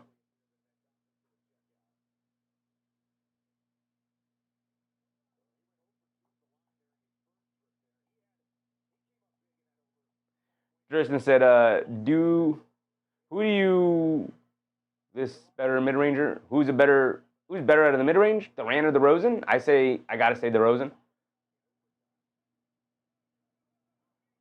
Huh, that's interesting. Şengün comes from behind. Let me think about that, Thurston. Şengün comes from behind against Wofford, blocks him, and now Sheppard driving it down the other way, gets caught in the air, kicks it out to Durant, extra pass to Jabari Smith Jr., wide open 3. You got to knock those down, brother. He misses it too strong. Embiid gets it out to Edgecombe, out on the break, putting his head down, attacking, gets the scoop layup with the left hand. That is just athleticism personified right there. And Şengün missed the free throw, by the way. The Rockets had an opportunity to retake the lead, and now they find themselves back down by 2 again. Embiid hits the floor. Şengün kicks it out to Sheppard, catches, sets his feet, and fires from 3. In and out halfway down, but he can't get it to stay. The Rockets misfiring on a lot of open looks here. Wofford shot out of the cannon, throws the lob up to Barlow, and he throws it down with 2 hands. If I were a team, I'd be looking at Trendon Watford trying to steal him away from Philly. KD bringing it down the other way. Mid-range pull-up jumper, walks right into it, comes up short, but gets a friendly roll. Rolls over the rim and gets it to go down. David said maybe train ride to Philly will be good for the Knicks. Just throw them in a bus and tell them to drive down there. They get over to Embiid, high post left wing, fires the midi, shoots up an air ball. Good defense from Eason. Jabari Smith Jr. was also coming over for the double. Shepard bringing it down. Crosses over to his right, gets into the lane. Goes up, a lot of contact, layup, can't get it to go. Shepard, the offensive rebound, pulls it out, kicks it out. Eason, wide open right wing three. Off the back rim, can't get it to go. And Shepard battling down there, saves the loose ball. Eason comes in and picks it up, and then Eason gets fouled on the floor battling for the rebound. Great effort from Reed Shepard. It didn't end up in any points, but at least they saved the possession. I'm still thinking about it, Durston. KD or DeRozan out of the mid-range? I think you obviously want to say Durant, but if you're thinking about, like, that mid-range is really the only thing DeRozan's got going for him right now in his career. You know, the rest of his game has not aged well. He was more of a slasher when he came into the league using his athleticism. But that mid-range has saved his career. Durant's the better shooter, but DeRozan's probably better out of the mid-range for sure. You might be right. You might be right. Thurston said it's a tough one. Take your time. It is a tough one because I do think, like, the cop-out answer is to be like, nah, they're kind of on the same level, but they are kind of on the same level. But I might give DeRozan the edge there. I might give the DeRozan the edge there. Yeah. I think I'm going to give DeRozan the edge because I think he is more... He's better at getting into those mid-range shots and better at rising straight up for the mid-range shots, creating the space to rise straight up. Or maybe even slightly backwards, whereas Durant has to rely a lot on falling backwards to get the shot off properly.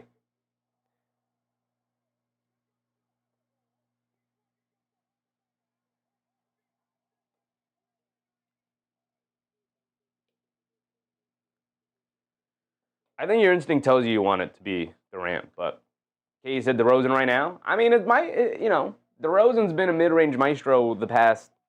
I feel like he fully unlocked that mid-range game 3 or 4-ish years ago when he was with the Bulls. So he's kind of been that for, I want to say, the last 2 or 3 years. He's kind of, to me, been the best in the league out of the mid-range. If I really wanted to give it some thought like that, might really be the last 2 or 3 years.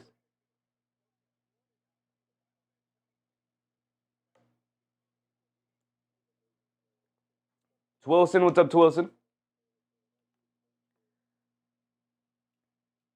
Gerson said, agree with 100%.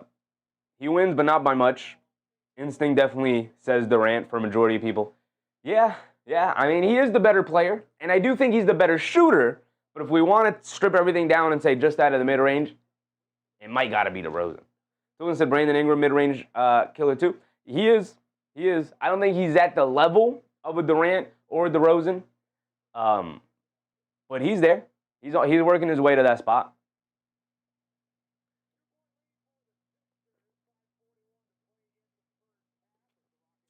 We're past the halfway point of the second quarter. 5:40 to go.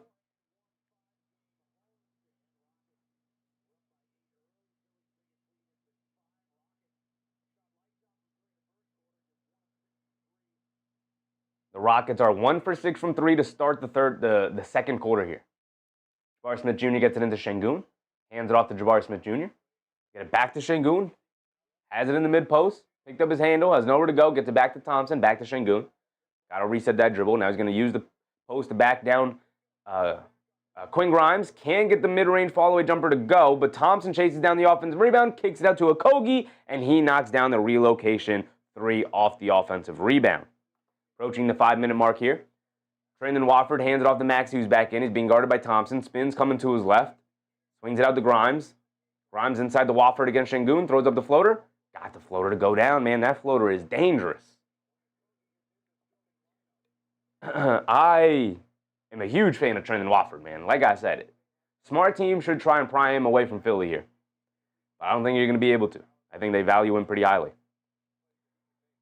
And Kelly Oubre does a great job, yet again, another impact play, knocking the ball out of Okogie's hands, knocks it off his own leg, and it goes out of bounds, and the ball's going to go back to Philly here. Kelly Oubre saving possessions and creating possessions for his team, offensively and defensively. Get over to Watford, back to Maxey, coming to his right up the Watford handoff, driving it down as he blows past the defense, lost the handle. Thompson then picks his pocket as he tried to recover, and Thompson just beats everybody down the court. with a one-handed slam. And now here comes Oubre bringing it down the other way. He's being guarded by Smith.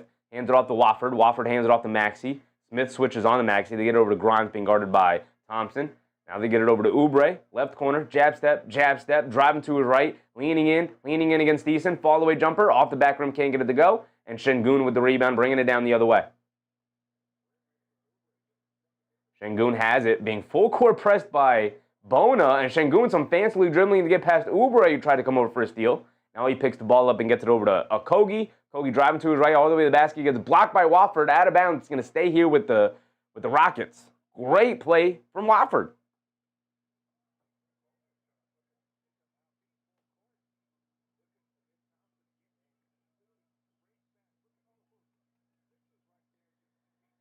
Jabari Smith Jr. gets it into Thompson. Thompson coming to his right off the Şengün screen. Ball knocked out of his hands, out of bounds. And they're going to give it back to the Rockets.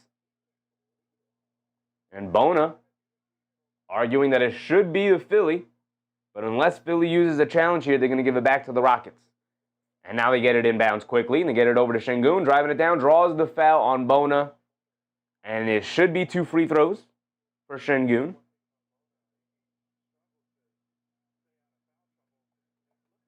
Durant said Ingram does have a good mid-range game, I admit. But if it comes down to clutch time, you'd probably still put your money on Durant. Yeah. I mean, I might still even put my money on Durant over DeRozan if we're talking about mid-range shot in the clutch. Şengün knocks down the first one. Wasn't clean. Rolled around the rim a little bit. Got one more coming. Next Wednesday, by the way, they put the graphic up. The Rockets are playing the Spurs again. So that'll be a good game. We might end up, if the Knicks aren't playing on Wednesday, we might end up doing that game. Şengün misses the second free throw, snags his own offensive rebound off the missed free throw, shoves it over to Eason, and Eason lays it up and in. Under 6 to go. Or under 4 to go, my bad. 3:30 to go. Oubre again to the basket, gets the little floater to go down. They are killing. The wings of Philly are killing the Rockets tonight. Thompson just blows past the defense on a faked handoff. Gets all the way to the rim for a two-handed slam. Grimes up top to get it over to Oubre. Oubre being guarded by Thompson. Hands it off to Bona. Bona driving to his left. Down the lane, goes up, tries to throw down a vicious hammer. Can't get it to go down, but that's because he drew the foul. He's going to go to the foul line for 2 free throws. And Bona, not a bad free throw shooter. Not a bad one. 3 minutes to go.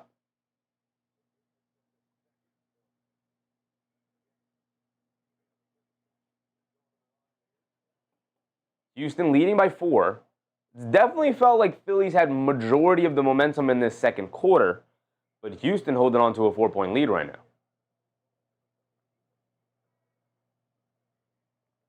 Bona misses the first one. He's got one more coming.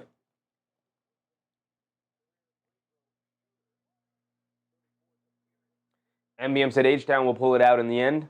I hope so. I'm rooting for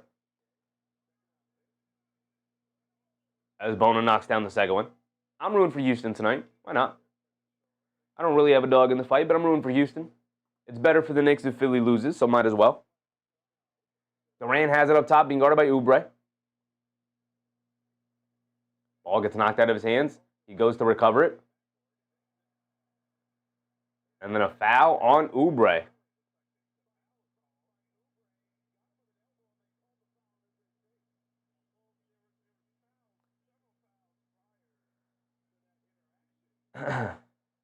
And the Houston Rockets are going to call a timeout. I think if the Rockets call a timeout, Philly can't challenge it. And I guess Philly would have to use a challenge during this timeout, or would have to use a timeout during this Rockets timeout. So either way, it's a foul on Oubre right now. We'll see if anything changes after this timeout break.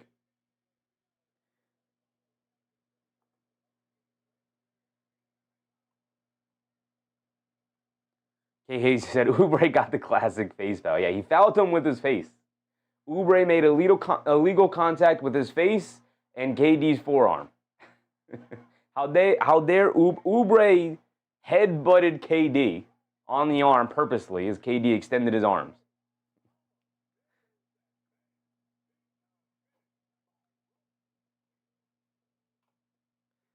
Go around the league.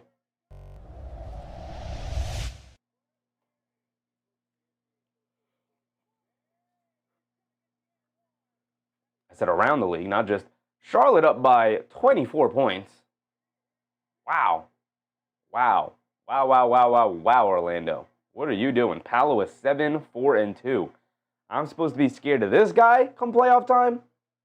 Really?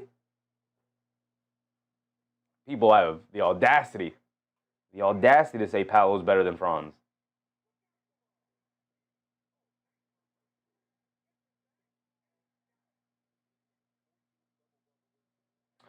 Nuggets only leading by 7 over the Wizards. Wizards trying to hang strong. I don't think they've won a game since the Trae Young trade. Obviously, Trae Young is yet to play for them. Probably won't play the remainder of the year. Just that said, our Hornets. Jason said, Charlotte different when Melo starts. I would say they're different when their 3 guys start. We've seen what this team looks like when Melo starts. Not always great. But when they have the 3 guys out there, between LaMelo, Miller, and Knipple, you got a building block there for sure. You got some building blocks. They need some big men and some wings. 18-17 Warriors and Mavs locked in a tight one to start the night. Late games have yet to tip off, obviously. We are covering one of the earliest start times, 7 o'clock here tonight. We'll save going through the box score and the team stats for halftime. Robert Leo, appreciate you, Robert Leo, for the subscription, brother. Hope you're having a good time tonight.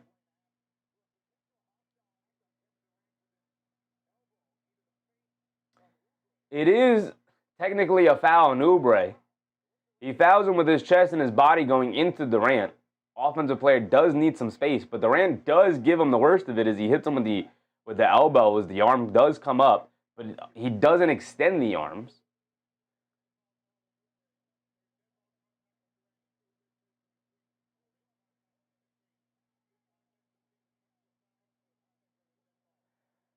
So they call it a technical foul on Durant, but a foul on Oubre, which makes no sense.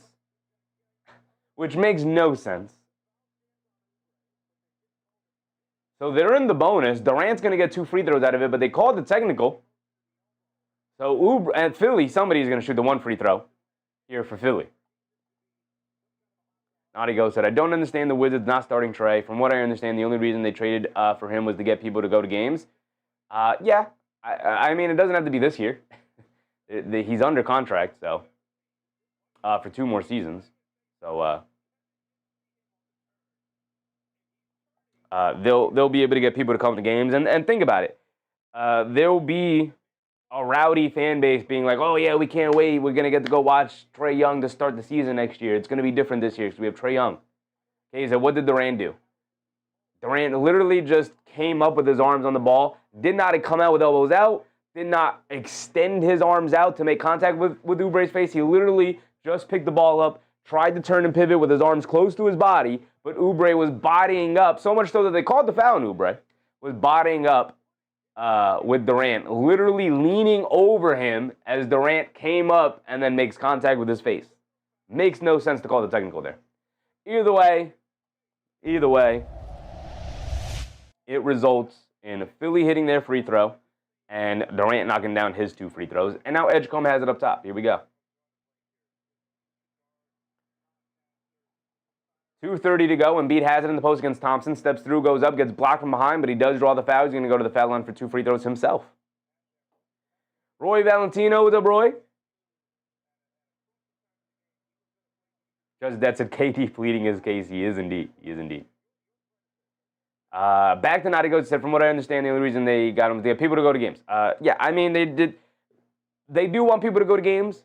They value getting their high draft pick more.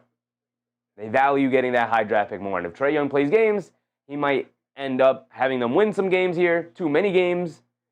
And then, they would owe the Knicks the pick. So they might play him maybe 10 games this year. I'm sure he'll come back at the end of the season when seeding is far more guaranteed in terms of where they stand in the lottery odds. But we'll see. They're just ensuring that it is impossible for them to give this first-round pick back to the Knicks. So they will sit him out as long as they need to. Embiid split the free throws, 58-55. 2:30 to go.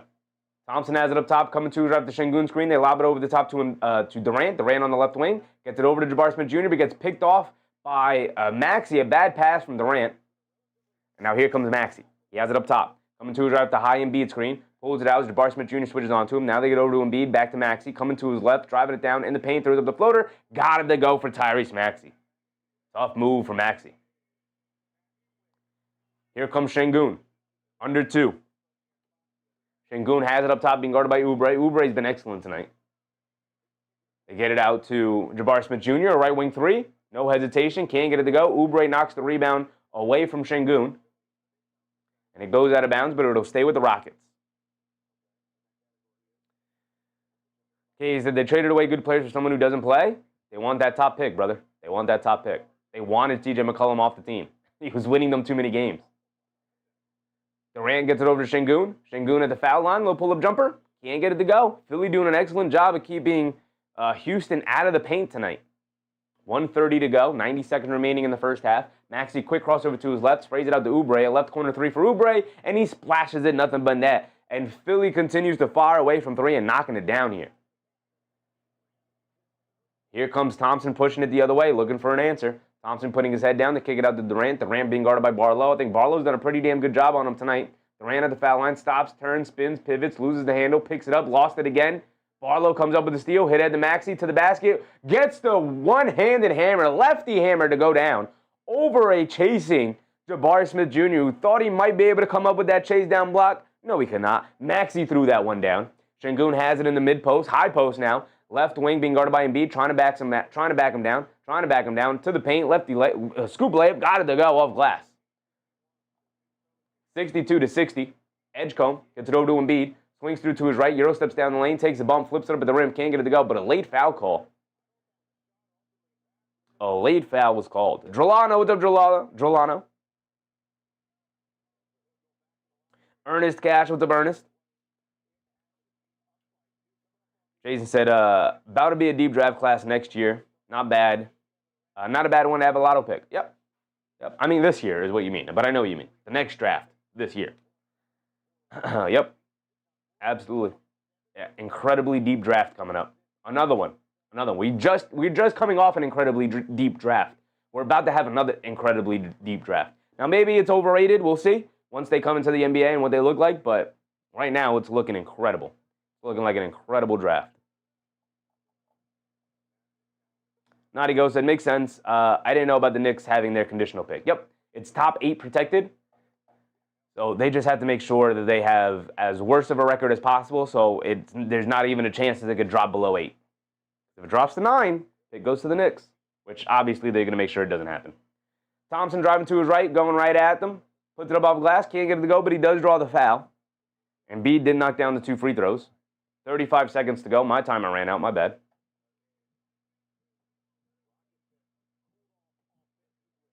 Mayweather. What's up, Mayweather? They're selling Orlando Magic, Charmin in Florida. Crazy. Oh, Zahar. Celtics playing well, brother. Celtics playing... not Celtics. 76ers playing well, brother. My mind is gone. I need some sleep. Shows that to Philly fans clapping and standing ovation. Hate to see it.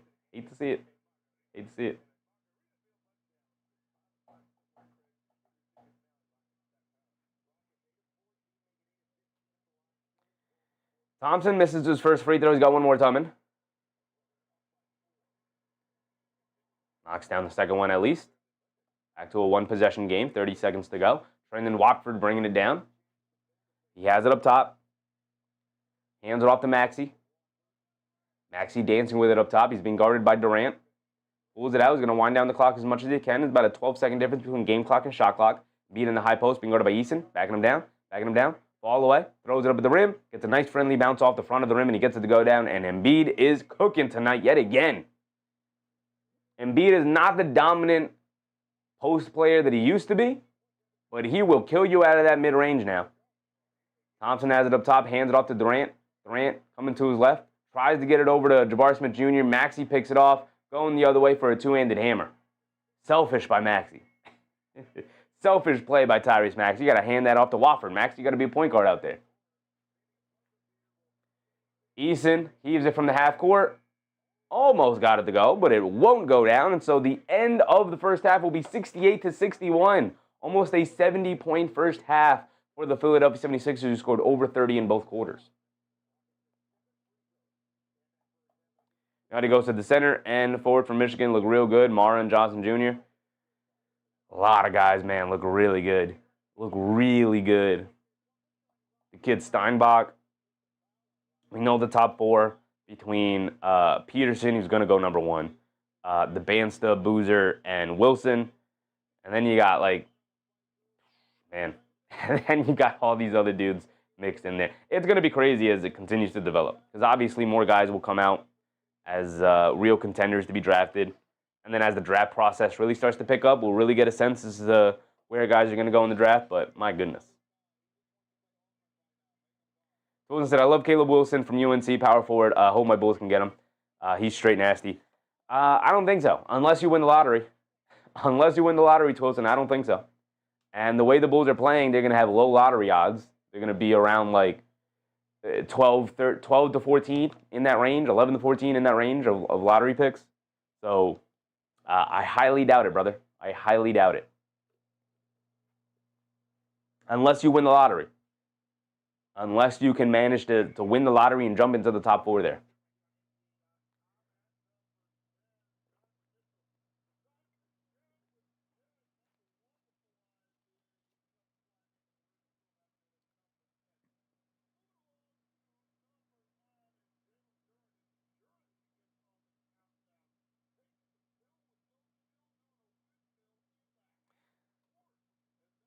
I'm doing a bad job of keeping up with the score, my bad. It is 68-61 at the end of the first half here. Now it goes to the Bulls are in the pack right now. Not out of the odds. They finally get back into the postseason. And if they do get back into the postseason, you're out of the lottery. So I think you kind of want to be out of the postseason, because your core is not going anywhere right now.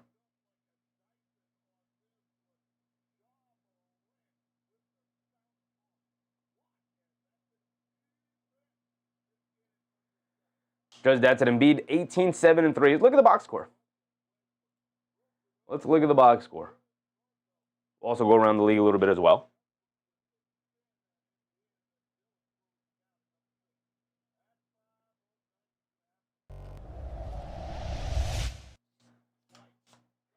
KD with 16 points leading the way for the Rockets. 5% from the field, 1 for 2 from the three-point range, and 5 for 6 from the field. 3 rebounds, 2 assists. 5 turnovers, though. They are turning him over like crazy. He had 3 really bad turnovers in that second quarter there. Really not helping his team overall with the ball security. 19 minutes for him. He played the most amount of minutes, tied with Amin Thompson in that first half. Şengün played 18, not far behind. 4 for 7 from the field for 10 points, 1 for 2 from 3, 1 for 5 from the foul line. This is an issue. This is an issue. You can't be 1 for 5 from the foul line. They did. That's 4 points wiped off the board that you should absolutely knock down. He does have 5 boards and 4 assists, doing his Şengün thing, mixing it up all around. He does have nice two nice block shots so far here tonight. Wilson said, Bulls got lucky once. Getting Rise, anything can happen. If they make the playoffs, they're not in the lottery.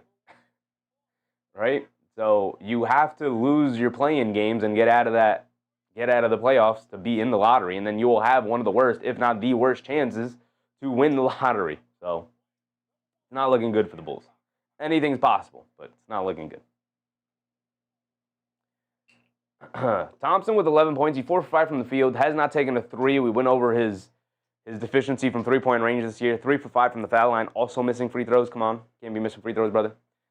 2 boards, 5 assists, 2 steals. He's playing well. Jabari Smith Jr., 5 points, 1 for 5 from 3. This has to be better, brother. You're getting open looks. They need you to knock them down. They absolutely need you to knock them down, because you are the guy that they're leaving open from 3 right now, and you're getting open look. If they're open look, you got to get them to go down. And they're from good areas, too. They're from good areas. from the corners and from the shallow wings. You got to knock those down, man. Naughty Ghost said the Mavs got Cooper Flag, anything is possible. They did, but they were at least 11th in the lottery odds. Like, you are challenging to be like 13th or 14th in the lottery odds if you don't make the playoffs. You're winning too many games. Anything's possible. Anything is possible. But they don't call it a lottery for a reason. Or they call it a lottery for a reason, Chief. I can't think straight today. I'm tired. Off the bench, not getting a ton of production. Reed Shepherd, 8 minutes, 3 points, 1 for 5 from the field. The one shot he made was a 3. 3 assists to 2 turnovers. Not great. Not great. They need some ball security out there. Tari Eason played 13 minutes. Thought he was pretty good. Brought a lot of energy, a lot of physicality to the game. 5 points, 1 for 3 from 3, 2 for 5 from the field. 3 rebounds. Just not, like in terms of counting stats, just not a ton of effectiveness out there. But you did feel his presence out there. Dorian Finney-Smith also knocked down a 3. Those are only the 3 guys who have scored tonight off the bench for the Rockets. 0 points for Clint Capella, although I did like Clint Capella. 0 for 3 from the field, but he did snag 4 rebounds, 2 of them being offensive. I thought he had a nice impact out there, even if he didn't score a whole lot. Naughty Go said, my team lost the lottery 3 times in a row. I know. Brother, my team lost the lottery 20 seasons in a row. Actually, more than that. Almost 30 lotteries in a row for the Knicks. They have never moved up in the draft since 1984, which was the inaugural NBA lottery in which they won Patrick Ewing. Was it 84? Was it 86? What was the first lottery? But, yeah, that was the last time. That was the last time. That was the only time, not last time. That was the only time they ever moved up, despite that they've been one of the most dysfunctional franchises over the past 20 decades. 2 decades. Since the 2000s. Past 20 years.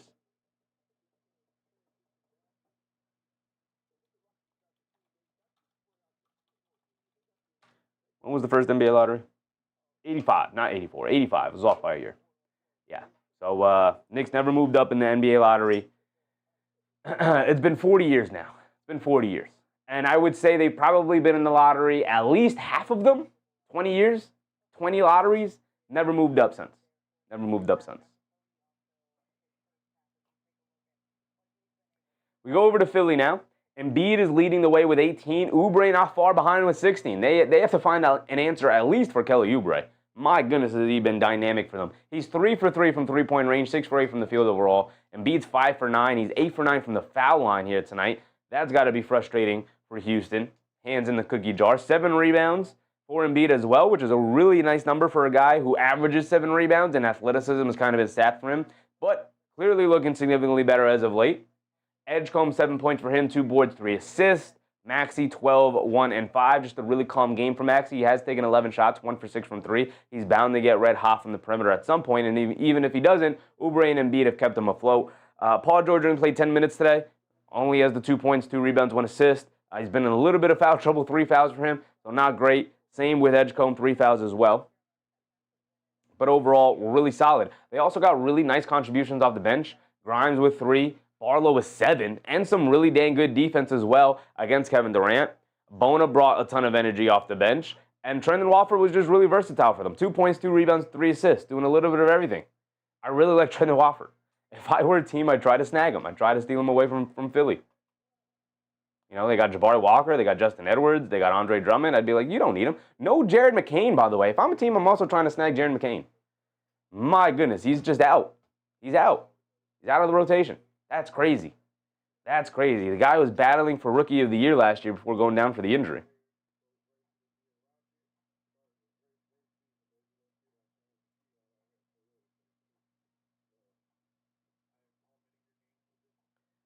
Let's go around the league. The Hornets are leading the Magic by 21 points at halftime. A rough stretch for the Orlando Magic. I can't say anything because our New York Knicks just went on a rough stretch, so good luck, Orlando. Good luck. Hopefully you have Brooklyn on your schedule coming up soon. We're watching our 76ers-Rockets game here tonight. Also, as of note, Philly almost put up 70. 70 in the first half. Almost. Rockets, Wizards locked in a tight one at halftime. Love to see it, y'all. Love to see it. Come on, Washington. Battle pick up an unprecedented win against the Denver Nuggets. We need it. We need to see it. We need to see it. Warriors, Mavericks. Mavs leading by 5 there, approaching the halfway point of that second quarter. 8 minutes to go in the second. Mazzy TFN, what's up, Mazzy? Did Josh Green get an assist in the first quarter, please? I don't know, brother. I'm not watching that game. I couldn't tell you if he picked up an assist in the first quarter. I could tell you if he has an assist in this game. Jason said, Joe Val back tonight too? No way. I thought he was out like 4 weeks at least.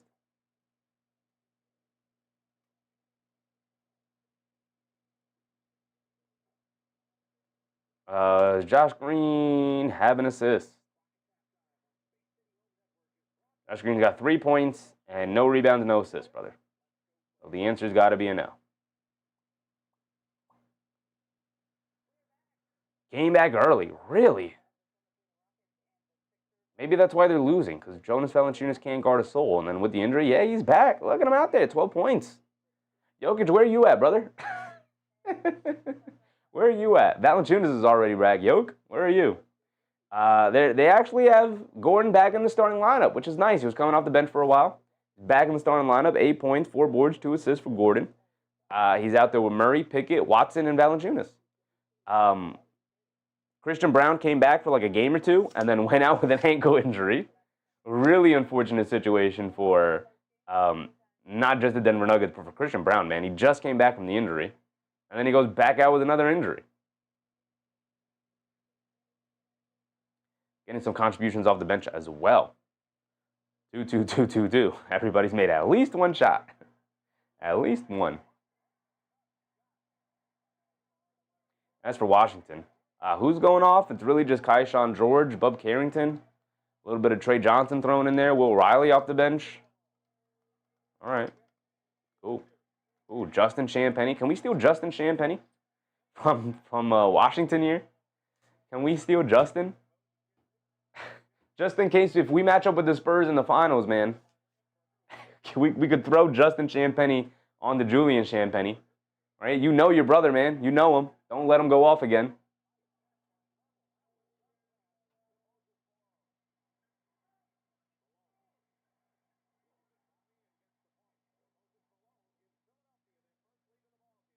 Timberwolves and Bulls are just tipping off now.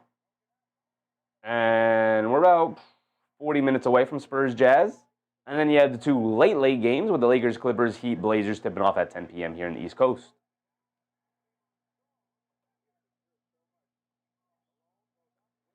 Edwards is playing as well. So the Timberwolves should pull away in this one. Jason said, or you could be like Lonzo and duck your brother all together. I don't know if he's ducking his brother or if he's just out of the rotation because he's not been good this year at all. Either way, it was a tough outing either way because it's not like LaMelo played well in that game. Wasn't he 1 for 15 or something like that?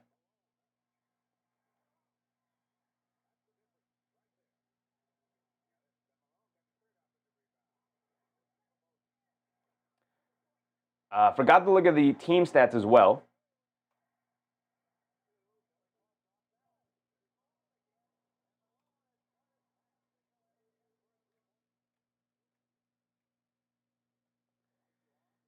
So overall possession battle about the same. 45-43. Philly's made 3 more shots, which bumps up their field goal percentage, obviously. Houston's made 2 more 3-pointers, 8 total, 8-6. Philly has taken less free throws, 2 less free throws, but have made 3 more. 9 for 16 from the foul line for the Houston Rockets is going to be a backbreaker and a killer tonight. This should be a much closer game at halftime here than a 7-point lead for Philly. Really tough situation for Houston missing their free throws here tonight. It's going to put them behind the 8 ball. They are winning the rebounding battle, if not by slightly. 22-19 here. 16 assists to 21. Philly moving the ball around on them, on Houston's defense and getting open looks and knocking down shots. 21 assists to 16. Steals about the same, 7-5. Blocks the same, 2-2. Total turnovers, Houston was 10 total turnovers. You could thank Kevin Durant for that. He had 5 turnovers into that first half. Way too many. Way too many. Putting his team behind the 8 ball there. 13 fouls drawn by Philly, right? They fouled 13 times? Is that what that's saying? They fouled 13 times? Houston's only fouled 8 times? 1 for 13. Yeah, Melo put up the stinker. Yeah, rough night for LaMelo. Largest lead of the game. 8 by the Rockets, 7 by Philly here at halftime. They lead by 7. And Houston's led 66% of the way, even though to me it's felt a little bit like Philly's had majority of the momentum tonight. Weird situation to be in, where it feels like you've had majority of the momentum tonight, but you have trailed for at least 66% of the game. Pretty tough situation for Houston.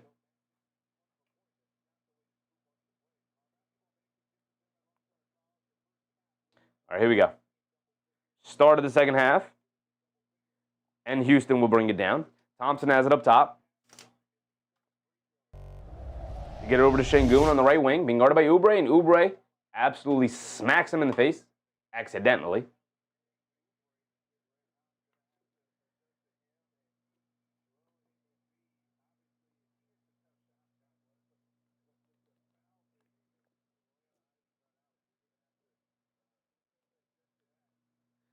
Durant gets it into Şengün. Şengün being guarded by Embiid. Gets it back to Durant. Walks into a straightaway pull-up 3. They give him space, and he makes him pay, knocking it down off the Şengün screen. I think Paul George was frustrated, wanting a moving screen violation. Does not get it. And Durant walks into an open one. Embiid has it up top, being guarded by Jabari Smith Jr. They hand it off to Maxey. Maxey gets it over to Embiid.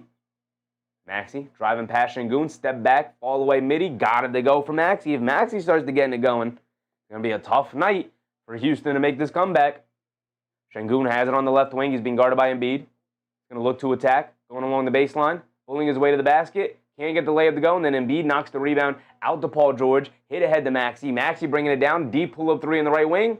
Too strong, can't get it to go. Skying for a rebound. Amin Thompson rips it down. Home run pass to Şengün, catches it under the basket, goes up for the layup. Can't get it to go again. Şengün has had a rough night tonight. Okogie down the lane, kicks it out to an open KD as the trailer, and he knocks down another straightaway 3, and he knocks it back to a single possession game. 70-67, a 3-point game. Embiid has it up top. He's being guarded by Jabari Smith Jr. Coming to right up the Maxey screen. Okogie switches onto him. They shovel it over to Maxey. Maxey being guarded by Smith now. Calling for another screen. Maxey coming to his left off a double screen. Going to go at Şengün. Now they swing it up top to Edgecombe. And Edgecombe throws a bad pass away over to Embiid. And now here come the Rockets. They get it over to Thompson. To the basket. Gets the easy layup. A little overpassing, but Thompson's athleticism makes up for it. And it's a 1-point game. Just like that to start the third quarter. 10 minutes to go. Edgecombe has it up top, being guarded by Thompson. Hands it off to George. Hands it off to Maxey.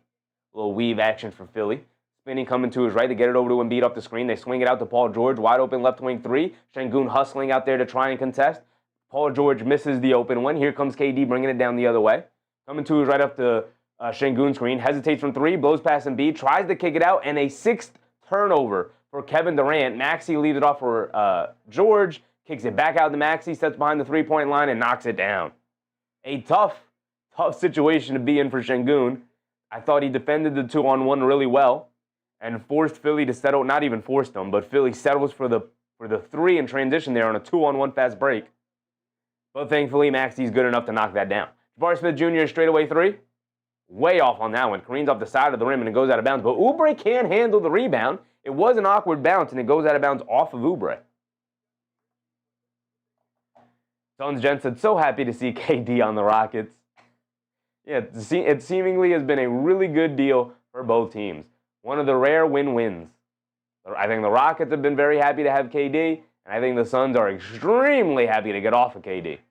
KD down the lane, can't knock down the floater. He's looking for a foul call. He doesn't get it. And now Maxey bringing it down the other way. He's going to dance with it against Okogie. Stops, turns, spins in the lane, gets blocked. Maxey looking for a foul. He's not going to get the call. Edgecombe picks up the loose ball. George gets it back to Edgecombe. Now over to Embiid. Spinning in the post. Hits him with a little Shaq elbow. Şengün flopping, looking for the... Şengün was flopping, looking for the foul call. He didn't get the offensive foul call. And the Rockets are going to call a timeout. Ime Udoka picks up a technical foul. This is what I wish Mike Brown would do. Pick up a technical foul, fight for your players. That's absolutely a flop by Şengün. I don't think that's an offensive foul. As a matter of fact, Ime Udoka is going to use a challenge here. I don't think you can use a challenge here. There was no call. There was no call to use the challenge on. You're going to show the replay here. Is it an offensive foul? No. It's not an offensive foul. Not to me. That's a good drop step. That's an old school Shaquille O'Neal elbow right there.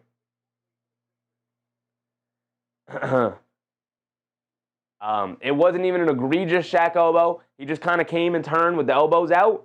Didn't like follow through with the elbow or anything. Made small contact with Şengün. You got to be stronger than that in the post, brother. He flopped and fell to the floor trying to bait the foul call. They didn't give it to him.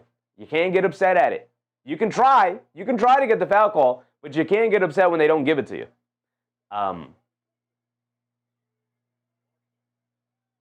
But I will say, Ime Udoka picking up a technical foul, calling a timeout, getting into the ear of the officials, might change the way they look and officiate the big man inside, because they have let him play very physically here tonight. So maybe that'll help them. Maybe it'll help his team. Maybe he's also, after fighting for him during the game and picking up the technical, may come to Şengün and be like, I can't have you flopping. I need you to be physical and guard him straight up. Right? Like, you can do both. You can call out your player and also have their back publicly. Mike Brown, like Ime Udoka just did right there.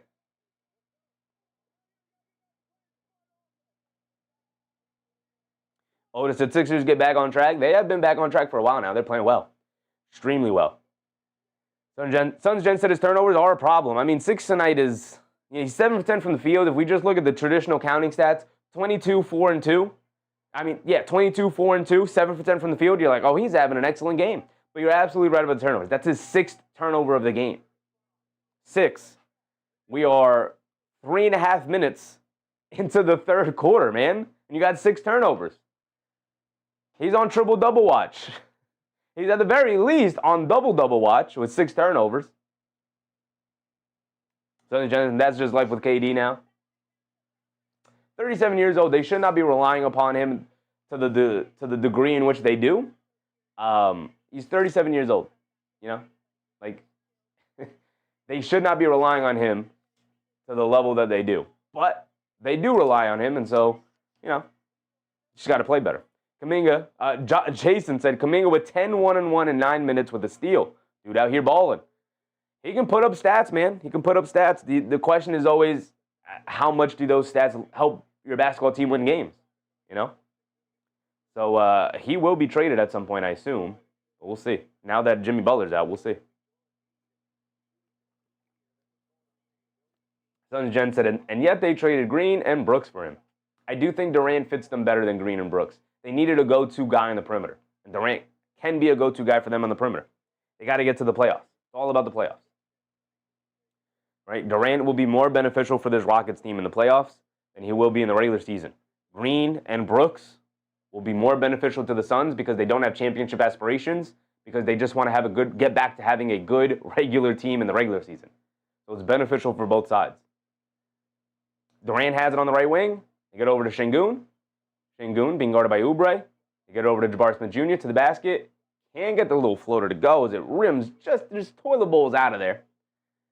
But Jabari Smith Jr. does draw the foul and go to the foul line for 2 free throws. Durant said it was a good trade, and the experience alone pays for itself. They're already a really good team, well constructed, and they have an excellent coach. They just needed a go-to guy who can get them a basket at any point in the game from any spot on the court. And so they got a really high-level one in Kevin Durant. He's old. He's going to have his bad moments during the regular season because he's old. But all they need him for is the 16-game stretch in the postseason, for the 2-month postseason run. That's all they need him for, right? Obviously, they kind of need him to have a good regular season as well, but they don't need him to be Kevin Durant during the regular season. They need him to be Kevin Durant for the playoff run. Whereas Phoenix needed him to be Kevin Durant every night in order to have a functional team And then once it kind of hit that point where clearly it was not going to happen, everything came crumbling down and nothing worked after that. Jabari Smith Jr. knocked down both free throws. So it was definitely time to move on and all of the things, but it's just worked out for both sides. Phoenix gets back to being a good regular team in the prime of Devin Booker's career as Oubre drives and gets yet another finish. And the Rockets get to experiment with approaching being a championship team here. If Van Vliet doesn't go out the injury, they're a legitimate championship contending team. Şengün down the lane draws the foul on Embiid, and Embiid immediately signals to the bench for a foul call, for a challenge.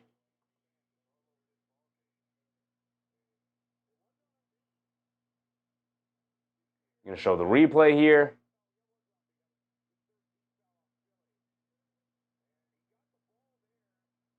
Looks like there's some body contact with Embiid after Şengün hits him with the deceleration pump fake. Embiid gets it clean with his hands, but they might call the foul on the body. We'll see. Katie said Durant was not good for Phoenix. He was not. Phoenix needed him to be something he's not capable of being anymore. And then once that happened, he became miserable. We know he wears his emotions on his sleeve, made everybody become miserable, and then all of a sudden it was the most miserable team in the league. You know, once adversity hit and they got hit a bumpy road, the team was not deep. They never were able to grab a point guard to help facilitate things. So they had Devin Booker and Kevin Durant acting as the point guards of the team. Kevin Durant's too old for that. He's not. He's also just not really good at that in general. You know.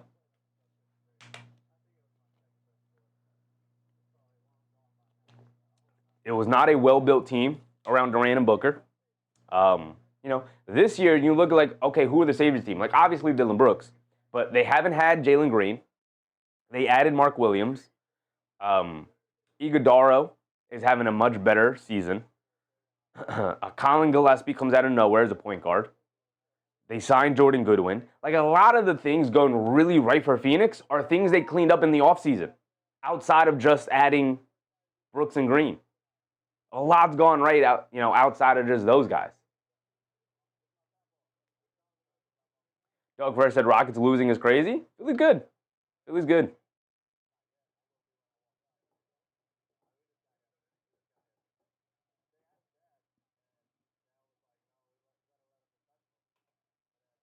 Şengün with only 10 points tonight is not great going up against Embiid.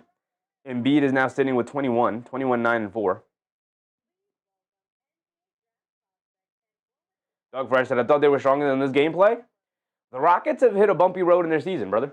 They have not been as dominant, and maybe they were never dominant per se, but they have not been as good as of late. A lot of that has to do with Steven Adams going down with an ankle injury. A lot of people like to underestimate Steven Adams because he'll play around 20 minutes a game, but it's like the Knicks being without Mitchell Robinson. That's, you know, it's tough. It's tough. They're an incredibly important part of the team, despite the fact that they only play something like 20 minutes a night. Naughty Go said the Rockets need a real PG. They do. They do. Their PG got injured, and there's only a very few options out there, and probably not great options either. Turnovers are crazy? Yeah, turnovers are crazy. This is what happens when you don't have a point guard out there.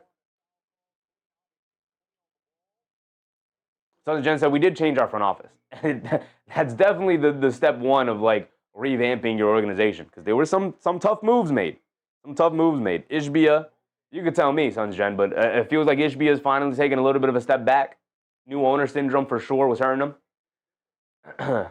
So they rescind the foul call, but it was a jump ball. There was no imminent possession, and the Rockets win the jump ball. Now KD has it up top. He's being guarded by Embiid. They get it over to Jabari Smith Jr. They swing it out to Okogie. Pump fakes. Back up top. Swings it over to Durant. A straightaway three. Another one. Another one for Kevin Durant, who can't miss from three tonight. Keeping them in the game, despite all the turnovers. Son Jen said they have a plan now. They should have always had a plan. And thankfully, they fired the previous guys who clearly the plan was like, we'll just trade for everybody. And none of it made sense and none of it worked. So happy you have a plan now, brother. I know what it's like to be in an organization and be like, what's the plan, guys? And they're like, I don't know. We don't have a plan. I've been there. As a Knicks fan, brother, I was there for 20 years. It's nice to have Leon Rose and actually have a plan. Right? And we can complain about, like, the plan's not, the plan's this and the plan's that. But at least there's a plan. Thompson has it up top as Durant gave up the open three. Now Thompson settles for the mid-range jumper, can't get it to go. Battle for the rebound. There's 4 Philadelphia 76ers in the paint battling for a defensive rebound. That's gang rebounding right there. Embiid throws it away as he dribbled it into the corner. But then Thompson throws it away as he tried to throw a quick outlet to Jabari Smith Jr. Oh, no, it was poked away. It was poked away. It's going to stay here with the Rockets. Okay. We are approaching the halfway point of this third quarter here. Sons Jen said his plan was throw money at it. Absolutely. Which is never a good plan in the NBA. Şengün hits Thompson, cutting back door. They kick it out. Jabari Smith Jr. Another open three and another miss. But an offensive rebound. They kick it back over to Jabari Smith Jr. Step back, shovels it over to Şengün. Şengün has it in the post along the right baseline. Now he's going to face up, directing traffic. Now he has it in the post, backing down Embiid. Backing him down, drop step, and draws the foul on Embiid.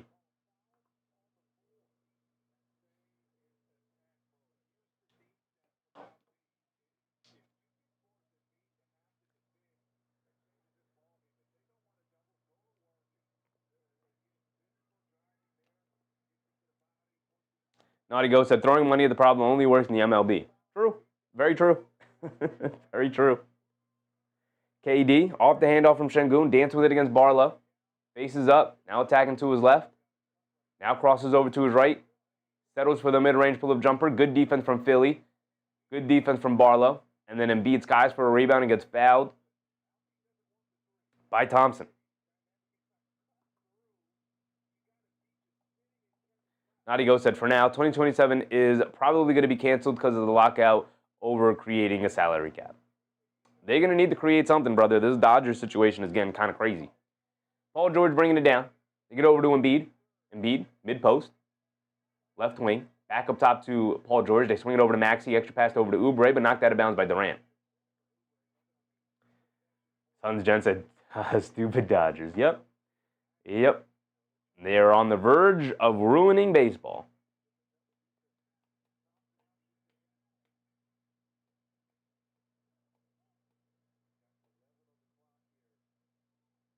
They get it into Barlow. Now over to Maxey.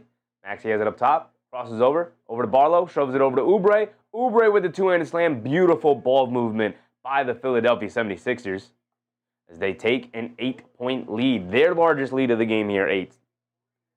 Şengün has it up top, being guarded by Oubre. Oubre digging down low, gets the steal on Şengün, but is out of bounds and rallying his team here. Oubre's been phenomenal tonight, man. He's been phenomenal. Sunjan said, that's why it's so fun when the D-backs take him out in the playoffs. I would literally root for anybody over the Evil Empire right now. My Yankees, at one point, was the Evil Empire. So I'm going to root for any other team to knock off the Evil Empire and the Dodgers right now. Have to. Durant bounce pass to Şengün, draws the foul. Finally, Şengün will find himself at the foul line. He's been angling for these foul calls all night long. And Zen said, I know, we beat you too. Well, they're not the Evil Empire anymore, brother. They've had such a pitiful offseason. Just let us be now. Just let us be. We are back to being a regular, and back is a crazy thing to say because we were there for forever. But we are now a regular ball club. We are a regular part of Major League Baseball. Naughty Ghost said the Yankees are still the Evil Empire. Brother, they've had a pitiful offseason. They're not even the highest spenders in the city anymore. The Mets spend more money now. How can they be the Evil Empire? How? The Mets spend far more money. We're cheaping out on free agents here. Chen said, boo. Şengün misses a free throw because his own offensive rebound and putback. He's been pathetic from the foul line today. My goodness. He split the free throws. So it's 77-82.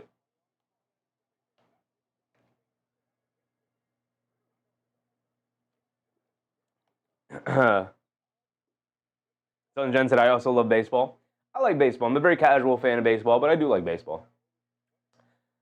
They get it down low to Embiid. Şengün digs down, knocks the ball loose. Good defense from Şengün. There you go. He's trying to make something happen. Hit ahead to Jabari. Smith Jr. gets it over to Şengün. Şengün trying to get it out to KD. He does. Coming to his right at the Şengün high screen. Pocket pass to Şengün down low. Stops, turns, kicks it inside to Jabari Smith Jr. Beautiful patience from Şengün. And Jabari Smith Jr., a great cut, standing under the basket by himself, and it's back to a one-possession game. Paul George has it on the right wing, coming to his left. Gets caught in the air and kicks it over to Embiid. Embiid on the right wing, directing some traffic, dancing with it against Eason. They bring a double team. Embiid to his left, backing him down, swings through, and he draws the foul. Just get your hands out of the cookie jar, brother. Easier said than done, but come on, man. That's literally his go-to move, is the flop for the rip-through. Naughty Ghost said, last time a small market team won the World Series, I think was 2015, St. Louis, something like that. You could do that all you want. The last time the Yankees won a championship was 2009, brother. We're 15 years removed from it, so you can't call us the evil empire. You can't. You can't do it. We're no longer the evil empire. Once Aaron Judge starts to decline, it's over. It's over. The Yankees have no options after that. Some Jen said, yes, I can. Fair. But you know what I mean. Literally, we're not an issue. The Yankees are not an issue to anybody. They have one guy. When Aaron Judge misses games with injury, the team is awful. The team sucks. Naughty Ghost said the title remains forever. Unfortunate, because we're not the evil empire. We're not. We're not the problem in the league right now. Thompson down the lane, scoop lane with the right hand, smokes a layup. You got to get these layups to go down. Oubre Euro steps down the lane, and Embiid did knock down both free throws, by the way. And then a late foul call on Durant is going to send Oubre to the foul line for two. Durant incredulous at the foul call. Philly doing an excellent job of keeping Houston an arm's distance away. Every run they make is matched by a Philly run.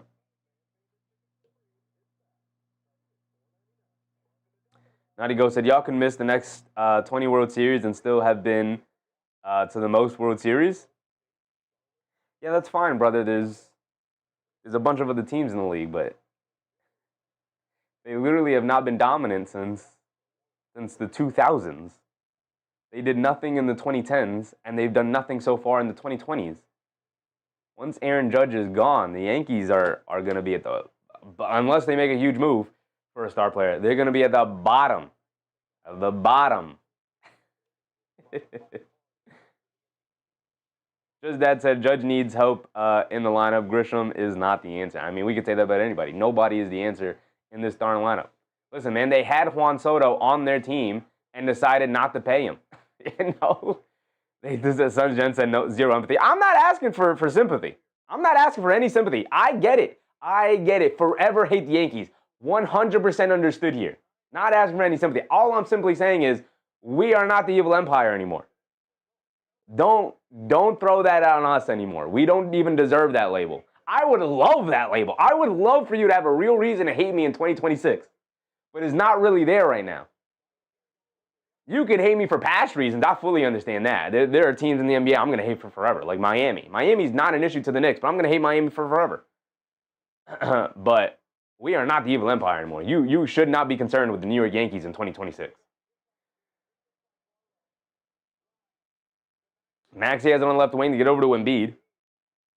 Has it in the high post, mid post. Steps back for a fall away midi. Can't get it to go over Şengün. Embiid with Durant with the rebound, bringing it down the other way. Throws a bad pass over to Eason. Eason able to save it. Save the 7th turnover from Durant. What a bad pass from Durant. Şengün gets it over to Durant. He's being guarded by Barlow. He's liked this matchup all night. Tacks to his right. Kicks it out to Eason. He's going to fire up a three. Off the back rim, can't get it to go. Maxey with the long rebound, bringing it down the other way. Forgot to restart the timer. 2:45 to go. They get it over to Oubre. Wide open right wing three, and he knocks it down. And Houston's defense is starting to get picked apart right now. 9-point lead for Philly. Their largest lead of the game. And a timeout for the Houston Rockets. Casey said Oubre seems a lot better this season. He's just having a really good game. Oubre's still pretty much the same. He's just having a really good night. It happens. He's a super inconsistent player. But he's very much capable of having nights like tonight. What does he have so far? Oubre's 24 points, 9 for 12 from the field, 2 rebounds, 2 assists.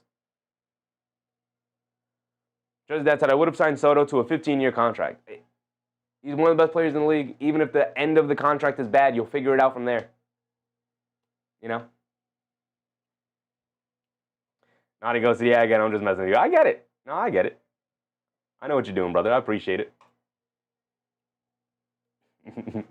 All I'm saying is there is no confidence in the Yankees anymore. Not with the way they're being run. Not with the ownership. They are no longer big spenders. Take that tag away from us. We're not the ones ruining baseball. Throw that over there to them Dodgers.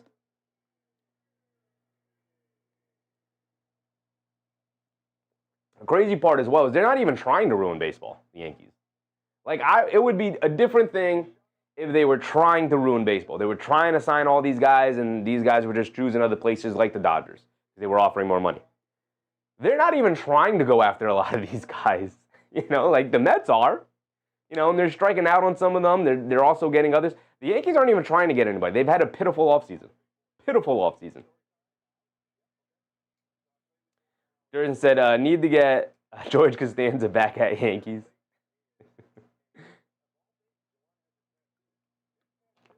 Thompson bringing it down with 2:30 to go in this third quarter. Thompson dancing with it against Grimes, driving to his right, hands it off to Eason up top to Shepard, driving it down with the foul line, little pull-up jumper, rattles it in for Reed Shepard. They need a guy like Reed Shepard to start getting hot from the perimeter, man. Maxey bringing it down against Thompson.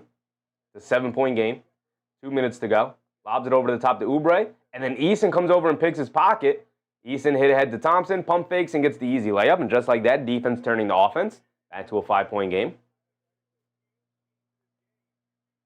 Maxey bringing it down. He has it up top being guarded by Thompson. Attacking to his left, driving it down, steps, turns, spins, coming to his right, fall away midi, can't get it to go. Capella with the rebound, quick outlet to Shepard. Shepard will bring it down.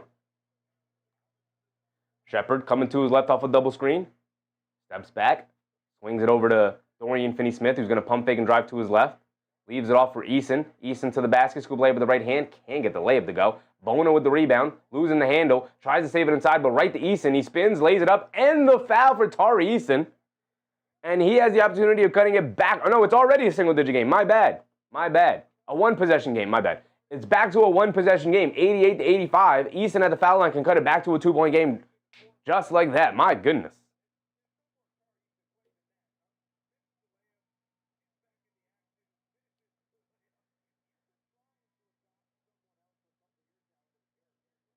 Just Dad said, G. Cole, Garrett Cole not in the rotation was an issue. Yeah, for sure. For sure.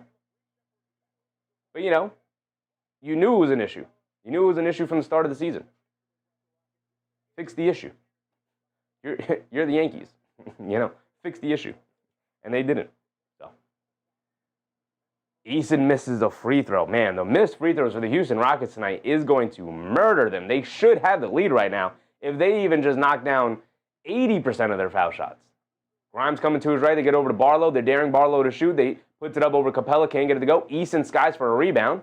Bodies flying all over the court. Eason's just going to blow past George to the paint. Gets under the basket. Leaves it off for Capella. Gets the foul on Quinn Grimes. And Capella will go to the foul line for 2. Eason providing great energy here. Great energy. Oubre, 24, 2 and 2. He's just having a really good shooting night. Shots are going down. 24 points. 2 rebounds, 2 assists.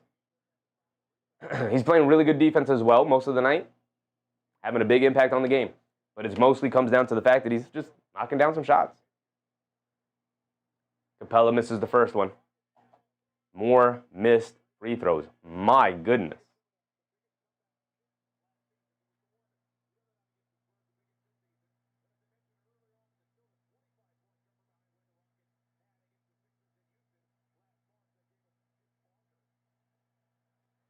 Capella misses 2.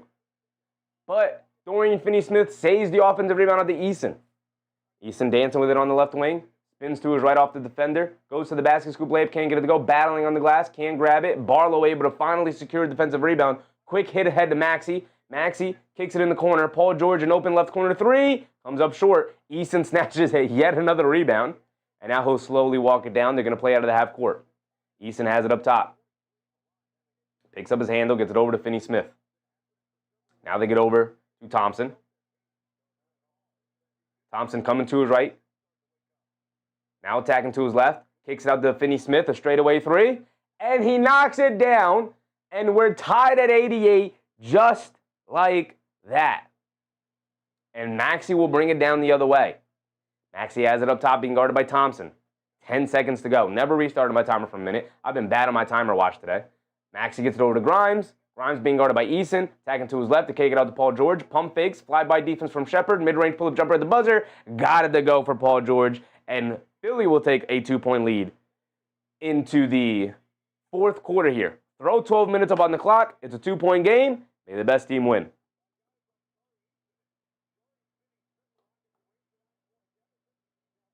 Just as a VJ, 4 fouls. He's been pretty absent for the most part tonight. Let's go around the league. And it looks like Charlotte is just going to smack down the Magic today. Magic not putting up much of a fight. Down 27 points right now to the Hornets. Nuggets up by 2 in the Wizards. Mavs, Warriors, locked in a tight one. Wizards, come on, Wizards. Come on, Washington, pull this one off. Maybe we'll put that game up on the second monitor and keep an eye on it. Naughty Go said, crazy there were rumors about Judge going to the Dodgers, and that's the most likely landing spot for Scoreboard. I don't know if there were ever real rumors about him going to the Dodgers. I think everybody's rumored to go to the Dodgers at this point. But I think it was closer that he might go to the Giants, if anything.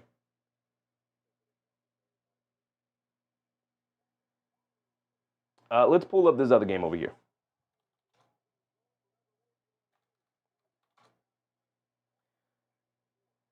We'll pull up the Nuggets-Wizards game. They're already in the fourth quarter, so it should end before our game here ends. Obviously, we got to root.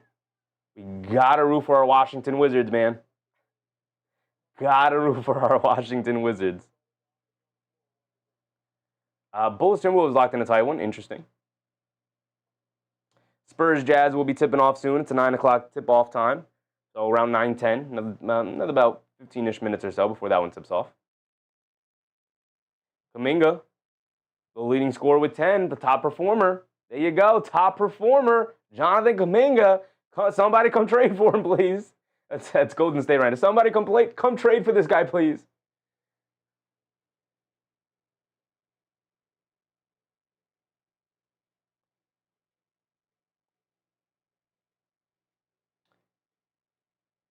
What did I want to look at? Box scores? Durant with the 6 turnovers. Rough night in that regard. He is 4 for 5 from 3, so he's made up for it in other areas. I wanted to look at the third quarter scored. Only 22 in the third quarter for Philly. Only 22 points scored. Not great. Not great. What does Maxey have? Maxey's been pretty quiet tonight, and he still has 19. 19 and 7. Playing mostly through Embiid tonight and Oubre, who have led the way, those two guys. Durant with 25, 15 for Thompson, 13 for Şengün, and then just a mismatch of guys contributing here and there. Here we go. Start of the fourth quarter. Embiid being guarded by Finney-Smith. Leans in, fall away mid, he got it to go. That is a practice shot for Joel Embiid. Here comes Thompson bringing it down. Thompson has it up top, being guarded by Edgecombe. Coming to his left. Has it on the left wing. Gets it over to Capella. Hands it off to Shepherd. Coming to his right, down the lane, scoop layup. Can't get it to go. And then Paul George knocks the rebound away from Capella. Here comes Edgecombe out on the run. Leaves it off for Watford. Watford up top. Leaves it off for Embiid. Walks into a straightaway 3. Can't get that one to go. Durant with the rebound. Leaves it off for Thompson. Thompson will bring it down. Thompson picked up by Watford. Thompson trying to get it to Shepherd. He does get it to Shepherd. They leave him open on the handoff. He puts up the 3. Can't get it to go. Capella battling on the glass. Edgecombe able to pick up the loose ball rebound. It's still a 4-point lead for Philly here, and they'll bring the ball down. They lob it down low to Watford, being guarded by Shepherd. He's got good post positioning, and he easily lays it up and in over Shepherd. Can't get buried under the basket if you're Shepherd. I know it's easier said than done, a tougher task to ask him to get done, but can't get buried under the basket like that. Durant has it up top, being guarded by Paul George. Durant driving to his right. Leans in. Puts up the little push shot floater. Got it to go for Durant. Didn't even go to the jump shot. Just got to the paint. Knocked down the little push shot. Edgecombe has it up top, being guarded by Thompson. Swings it over to George. Coming to his left off the screen. Capella switches on to George. George is going to dance with it. Attacking to his left. Pulls it back. kicks it out at the last second from the mid-range, kicks it over to Edgecombe for a three. Too strong, can't get it to go. Battle for the rebound. Capella does a good job snagging that rebound over Embiid, and now Thompson bringing it down. Thompson sprays a pass out to Shepherd. No hesitation. Three. Got it to go. And the foul over Quinn Grimes. Reed Shepherd, no hesitation. Going to the foul line for one more basket. One more point. Can tie back up at 94. Can tie back up at 94.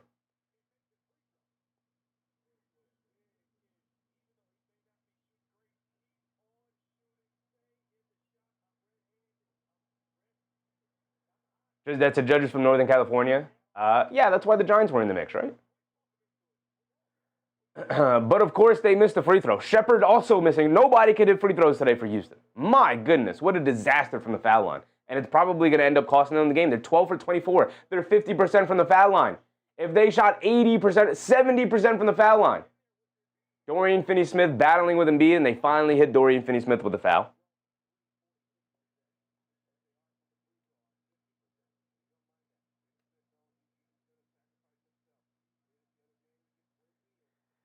Sons Jen said every year someone almost got Keto away from Arizona. And a foul, and yeah, I was going to say, it's a foul on Houston. Houston wanted just the out-of-bounds call, but they hit Reed Shepherd with the foul call.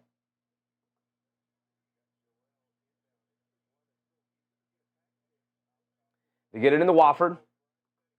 Wofford has it up top. Being guarded by Capella. They're playing off of him. Daring him to shoot. Get it over to Embiid.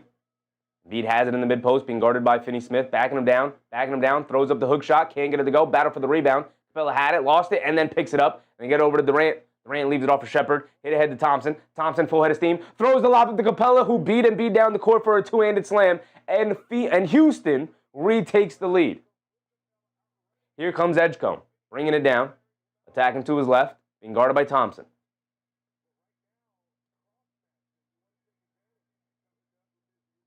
Edgecombe gets it over to George. Back over to Edgecombe. A straightaway three. He's open. Can't get it to go. Bad boxing out from Capella as Wofford was able to snag the offensive rebound, but he loses it out of bounds as he can't hold on to it, and Houston will bring it down the other way. Thompson will bring it down. Thompson has it up top. 7-0 run for Houston here as they've retaken the lead. Durant trying to add to the lead now. Durant up top, coming to his right. Edgecombe sticking with him. Durant dancing with it. Coming to his left, gets it over to Shepherd. Shepherd gets it back to Durant. Durant over to Thompson. Kicks it out. Finney-Smith, a wide open three. Off the back rim, can't get it to go. Quinn Grimes with the rebound, bringing it down the other way. Quinn Grimes has it up top. Gets it over to Wofford, putting his head down attacking. Leaves it off for Embiid. Embiid foul line pull-up jumper. Off the back rim, can't get it to go. Finney-Smith with the rebound. Here comes Reed Shepherd. A lot of stops here for Houston. Shepherd walks into a pull-up three up the screen and splashes it nothing but net. Reed Shepherd is on his way. A fourth quarter killer here in Houston. And Edgecombe and Philadelphia call a timeout. 8 minutes to go here in the fourth quarter, and Houston is retaking a 4-point lead here. Denver is up by 5 with 7:30 to go in their game.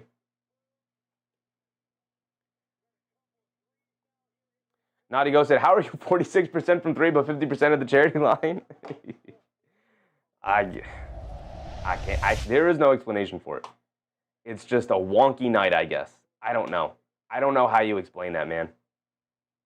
Naughty Go said, isn't the three-point shooting supposed to translate to free throw shooting?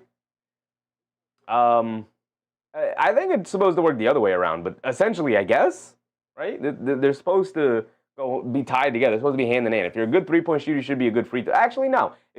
No. Yeah. Three-point shooting should be tied, should translate to good free throw shooting. But they are, let's get the number right. They are 50% from, 12 for 24, 50% from the foul line, and they are 14 to 30 from three, or 47% from three-point line. Let's look at the box scores. Because Durant's knocked down his free throws at least. 5 for 6 from the free throw line. Jabari Smith Jr. is 2 for 2. Alperen Şengün is a horrendous 2 for 7. Thompson's a not great 3 for 5. Capella's a bad 0 for 2. Tari Eason's a bad 0 for 1. And now Reed Sheppard is a bad 0 for 1. Not a good sight. Not a good sight there. Overall, 12 for 24 is rough, man. That is rough.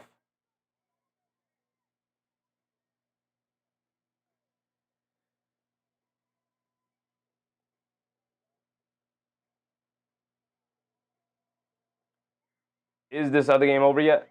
Pretty much. Halfway through the fourth quarter, it's still a 25-point game. Hornets over the Magic there, 109 to 84. Obviously, we're covering Rockets 76ers tonight. The Nuggets are threatening to pull away from the Wizards here after I just turned on the game. Maybe I'm the bad luck. Warriors with a slight lead over the Mavericks. They're starting their second half there. And the Timberwolves Bulls are just going to halftime here. And it's a one-point game, 60 to 59. It's a close one. It is a close one.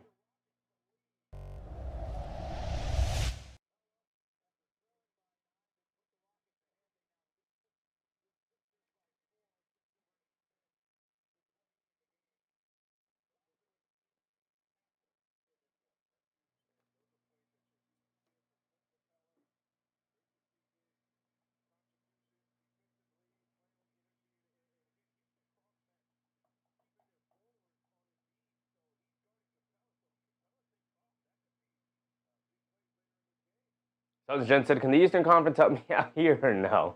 Well, I need Philly to lose, brother. So I'm rooting for the Philly loss. You're rooting for the Houston loss. We'll see. I think either way, this is a tough. And Capella comes over for a big old block on Kelly Oubre. And now it's a 5-on-4 to Jabari Smith Jr. cutting along the baseline. Gets the two-handed slam. Listen, Houston's playing Detroit. So I need Houston to lose both of these games. So that's just me. Actually, no, yeah, I need Houston to win both of these games. So that sucks for you, but it helps me out. Embiid down the lane hits Capella with the quick half-spin drop-step easy layup. Fake the drop-step. Sheppard gets it over to Jabari Smith. Now they get it over to Thompson. Downloaded Durant high post, being guarded by Paul George. Durant on the left wing. Coming to his right up the Capella screen. Pulls it out. Gets it over to Sheppard, back to Durant. Swings through to his left, driving it down, one-legged floater. Got it to go from KD. Just that's not guardable. That's just not guardable. You just got to hope he misses that. Or you have to get the strip on his way up. Embiid has it up top, being guarded by Capella. Dancing with it, leans in, pump fakes. Has nowhere to go. Throws it over to Edgecombe. Swings it over to Paul George. Paul George hesitates. Ball slapped out of his hands. Dancing with it again. Crosses over. Steps back. Pump fake. Puts it up. Can't get it to go. Battle for the rebound. Embiid battling. Thompson picks it up. Thompson bringing it down the other way. Shot out of a cannon. Turning on the Jets. Gets under the rim. Kicks it out. Sheppard. Quick catch and fire. And he knocks another one down. Reed Sheppard. Huge here in the fourth. Yet again in back-to-back games. A 9-point lead for the Houston Rockets. Maxey has it on the left wing. He's been very quiet tonight. Playing all through Embiid here. Majority of the game. They hand it back off to Maxey. Jab step coming to his right. Capella switches on to Maxey. Maxey's going to lick the dance. Swings it back to Embiid. Fires up the deep three. And he answers right back with a three of his own. There you go, Joel.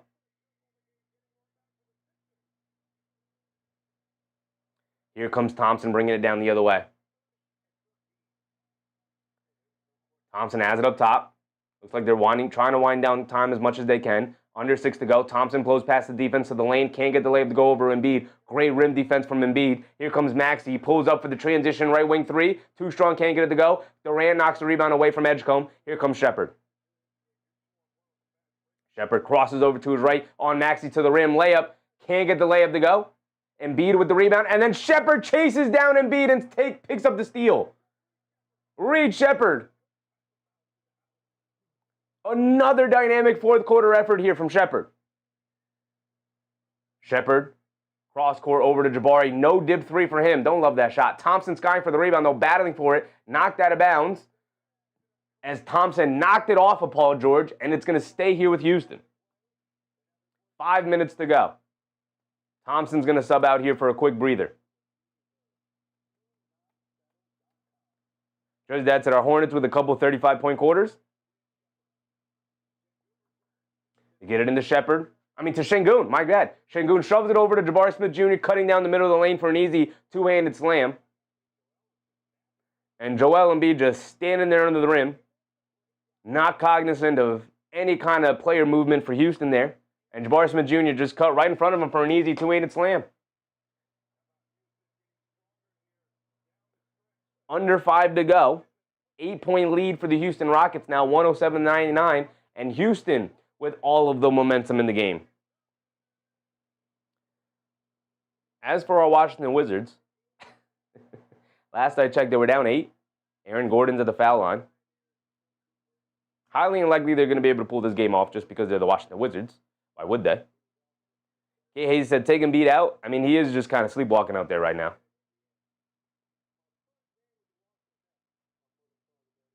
Naughty Go said, and don't feel the urgency to split the back-to-back. Gordon is at the foul line. Knocks down both. He knocks it to a 9-point game. 96-87. Under 5 to go in that one. Washington. Come on, guys. Couple threes, come on. Trey Johnson and Midi. Okay, Trey Johnson. Just that to Shepard making up for missing 7. Shepard. I get the defensive liability stuff. I don't understand how you can't find more minutes for Shepard, man. He's so invaluable to this team. One of the few guys who's actually a legitimate, real threat from three-point range. Like Durant is, but Durant doesn't move without the ball as well. In his older age and whatnot. So a lot of his shots are going to be off the dribble, which is like you'll have a defender in his face at, that point anyway. As far as like off-ball threats from 3 who are good movers off the ball, it's really just like Reed Shepard. You got Tari Eason, who has been very good from 3 this year, but he's a standstill corner 3-point shooter. Dorian Finney-Smith, who is probably right after Shepard, is the best off-ball mover along the perimeter, who finds himself open from 3, who's a decent 3-point shooter. But outside of that, it's like, who do you got? Jabari's not reliable. Şengün is not reliable. Thompson doesn't take any threes. Okogie's not reliable. Naughty Ghost said, love how many fringe guys are getting real chances this season. There's too much talent in the league to not give guys chances. You have to, as an organization, find the diamonds in the rough. Right? Like, I'm hoping my Knicks found a diamond in the rough with Mo Diawara. He looks like the real deal at times. Obviously, just supremely raw. He's going to need a couple more seasons of development. Maybe just one more season of development. Who knows? But, yeah, he looks like the real deal right now. So, but it's not going to come to fruition this season. You have to find the diamonds in the rough. Like Reed Shepard, maybe he could have helped him last year, maybe. But, mostly sat on the bench, mostly rode the bench last year, and this year has been huge for them, time and time again. Edgecombe gets it over to Maxey. They lob it down low to Embiid. Being guarded by Eason. Backing him down to the basket, and they're going to give him the easy layup. Don't want to give him an and-one there. It's a 6-point game, 4:30 to go. Shepard bringing it down. Coming to his right, pulling it out. Paul George switched onto him. Coming to his left now off the Şengün screen. They get over to Şengün. Backing down Paul George. Spins, flips it up with the right hand. Can't get the right hand hook shot to go. Oubre saves it. To nobody, right to Şengün. They spray it out. Easton an open corner 3. Too strong, can't get it to go. Jabari Smith Jr. trying to chase down another one. Oubre picks up the loose ball rebound and gets it out to Embiid. Embiid turning on the Jets, bringing it down, lobs it over the top to George. They kick it out to Maxey for an open 3. Shepard trying to get out there, contest it. He gets a decent contest. Maxey misses it, but Embiid, with the rebound, turns and fires the foul line jumper. Got fouled by, I believe, Jabari? By Eason. But they call the foul on the floor, so it's just side out of bounds for Philly here.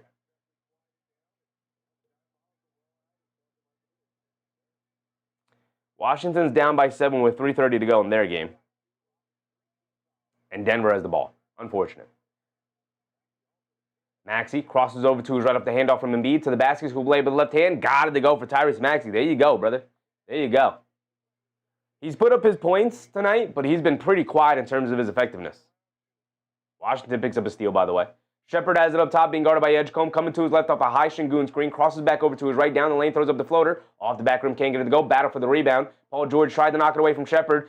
Smith Jr. picks it up out to Eason, and he delivers a big-time three right there. Tari Eason putting them back up by 7 here. 110 to 103, 3:20 to go. Embiid has it up top, being guarded by Şengün. Hands it off to Maxey, spins to his right, driving it down. Euro steps, scoop lay with the left, got it to go, and the foul for Tyrese Maxey. He's going to the foul line for one more, can get those 3 points right back. Washington did not score. Did not score. Murray now throws up a floater. He can't get it to go. Battle for the rebound. Come on, Washington. 3 minutes to go, fellas. 3 minutes to go. Sean George, transition three. Can't get it to go. All right. Well, they're trying. They're trying. MBM said H-Town will win this. Yeah, they're on the verge. 5-point game, though. Anything could happen. It's a nothing lead right there. Durston said, you know what makes me laugh? Clippers warned Philly about PG. They did indeed. They did indeed. I will say, though, I've been pretty impressed with the way PG has played this year. He is 100% just kind of fallen back into that fourth guy, sometimes fifth guy role. He seems like he's fitting in very well there, I'll say. Maxey did knock down his and one free throw. Shepard gets it over to Jabari. Attacking Embiid off the bounce, leans in, loses the ball. Oubre picks it up, quick outlet to Maxey. Maxey turning on the Jets against Shepard to the basket, scoop layup, gets blocked by Durant. But they hit him with a goaltend. And Durant not even arguing. Not even arguing. Maxey turning on the Jets here in the fourth quarter. He said, all right, that was cute, Embiid. That was cute. Let me take over, though. Durant has it up top. 110, 108, back to a 2-point game. Oubre goes for the steal. Durant struggling with his handle. Picks the ball up. Almost turns it over again, but the Rockets save it. Eason, another open one, and Eason continues to make them pay. Huge fourth quarters for Reed Shepard and now Tari Eason, who Eason also had a great end of the third quarter that pulled the Rockets right back into it. Maxey gets it over to Embiid, going to the rim, loses the ball, and the Rockets digging down, diving for it, trying to save it. They get it out to Paul George for a left corner three. He's open, and he answers right back with a three of his own. Back and forth they go. Haymaker after haymaker. 2 minutes to go here in the fourth quarter. 113, 111. Şengün has it up top, being guarded by George. You have to run some sort of offense with Shepard here. You have to. They get it over to Jabari Smith Jr. Steps back for a straightaway three. Not a good shot on a night you haven't hit anything, Jabari Smith Jr. Swing that over to Reed Shepard. Eason and Shepard stood on the left side of the court, wasn't even involved in any kind of action at all. Bad possession there for the Rockets. Now Maxey dancing with it, gets it over to Embiid, hands it back off to Maxey, mid-range jumper, got it to go for Tyrese Maxey. He ties it up at 113. 1:30 to go in the game and a timeout. No timeout, excuse me. Shepard's just going to bring it down here. He has it up top, being guarded by Edgecombe. Shepard picks up his handle, gets it over to Durant. Durant being guarded by Maxey. We know the height advantage. He says, I got this. One-on-one against Maxey. Getting to his spot, flows past him in the lane, throws up the floater, got it to go for Kevin Durant. And this is why they traded for him. Moments like this. Can he come through? 1 minute to go. Rockets with a 2-point lead. Maxey coming to his left off the Embiid screen, pocket pass to Embiid, driving it down, loses the handle out of bounds, and it's going back to Houston. They got to stop giving this ball to Embiid, man. They got to stop giving the ball to Embiid. Thurston said, worth $50 million, though? Absolutely not, brother. Absolutely not. That contract is absolutely ridiculous. But you already have him on the team for the contract. So, you just got to have him play his role. Thompson knocks the inbound pass to Shepard, and Shepard will bring it down. He's being guarded by Maxey. 50 seconds to go.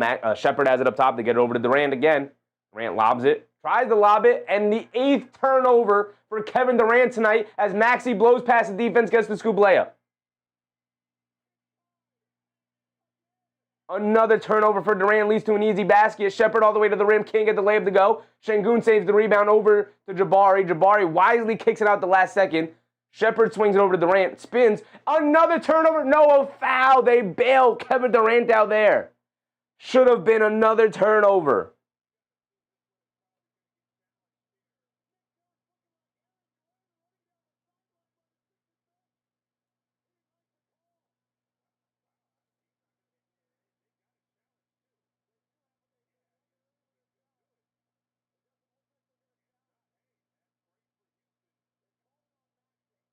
call the foul on Maxey there. I didn't see a foul, man. I didn't see a foul. So Houston just has the ball back up top. All right, 20 seconds to go. Durant being guarded by Oubre. Waving guys through, now coming to his right. Stops, mid-range jumper over Oubre. Can't get it to go. Paul George with the rebound. And a timeout. 13 seconds to go. We're tied at 115. Suns Jensen, terrible. Horrible. I don't know. KD lost the game for the Rockets. Yeah, you can't have that many turnovers and walk away scot-free just because you went 4 for 5 from 3, 11 for 16 from the field. Great shooting numbers. Phenomenal shooting numbers even. Phenomenal shooting numbers. Mr. Efficiency over there. Mr. Efficiency. He talks about how important it is for him to remain efficient. This ain't efficient, brother. This ain't efficient. I don't care that it's not a percentage number. This is the least efficient number you can have. When you turn the ball over, you're giving the other team more opportunities for the other team.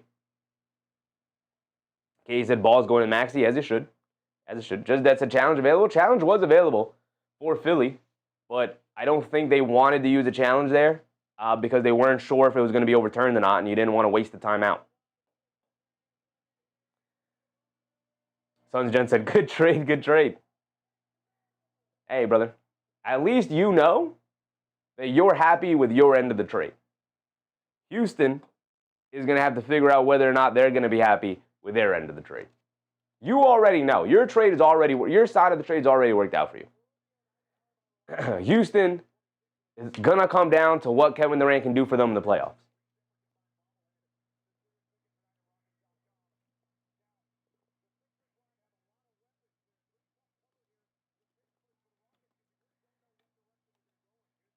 All right, Washington, they're down by 10 now with 2 minutes to go. So pull this game out of here.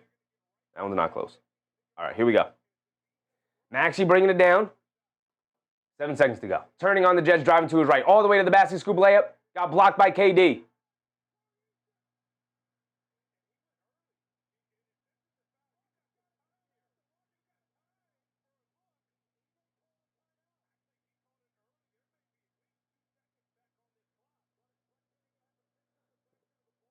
KD comes up with a huge block, so maybe he's going to save the game for his team.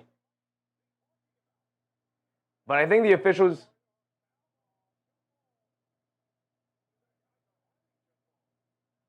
Can the officials go check to see if this is a goaltend? They didn't call it a goaltend.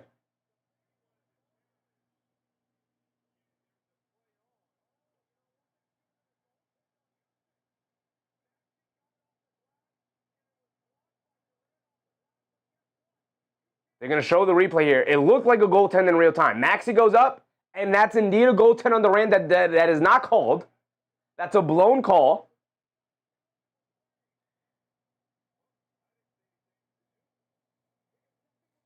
And they call it, and now it's a jump ball because, I don't know, was it an inadvertent whistle? What happened? We're going to go to overtime. There's 1.3 in the clock.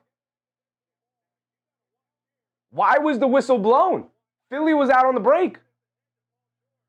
They knock it up in the air. Oubre heaves it from half court, and that's it. We got overtime. The faded fifth quarter is on its way, y'all. Overtime is on its way. What was that ending? I don't know why there was a stoppage in play, and all of a sudden there was a jump ball.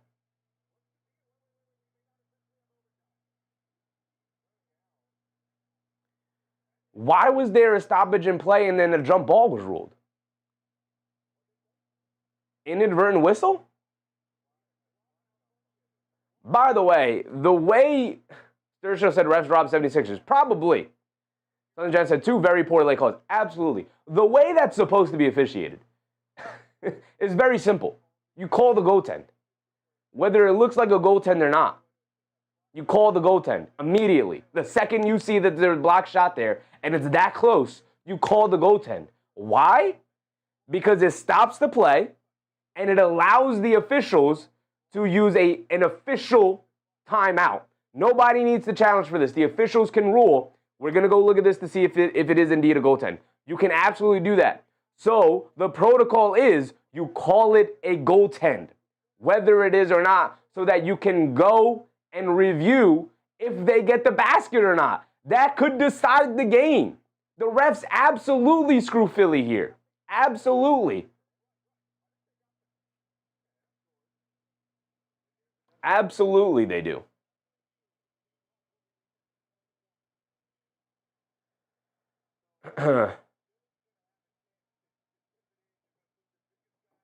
So I don't know what the call is now, but they're going to put 1.1 on the clock. I thought they said 0.1. They put 1.1 on the clock, and they're going to inbound it into Philly. Okay, 0.1. 0.1 on the clock. Philly's going to have to inbound it. So the only way to win this is obviously with a tip.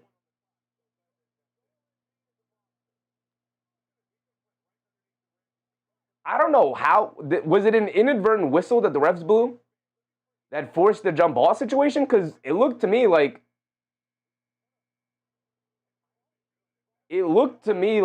Houston had the possession and they were out and running on the break, unless the ball was knocked out and they were chasing it.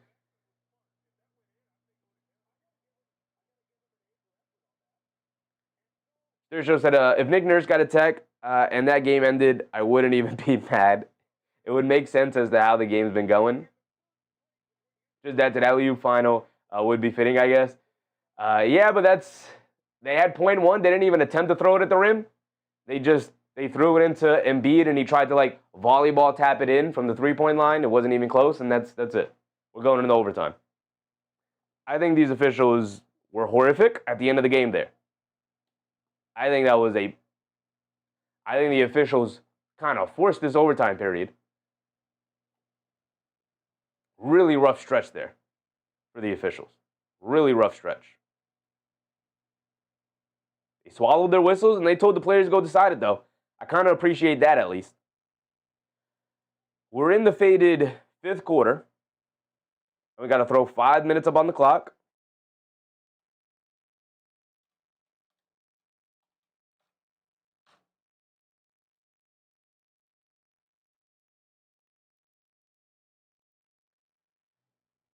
Just as it Embiid tried the grand. He was like a little volleyball tap he tried to get up and in. Tied at 115. Durant with 7 horrendous turnovers. He's been the savior and the destroyer tonight. 31 points. He's led the charge. 4 for 5 from 3. 11 for 16 from the field. The savior and the destroyer all at once. Sunshine said at least the game didn't end on that note. I guess. At least the game is indeed extended. So throw 5 minutes up on the clock, and y'all decide who the best winner is.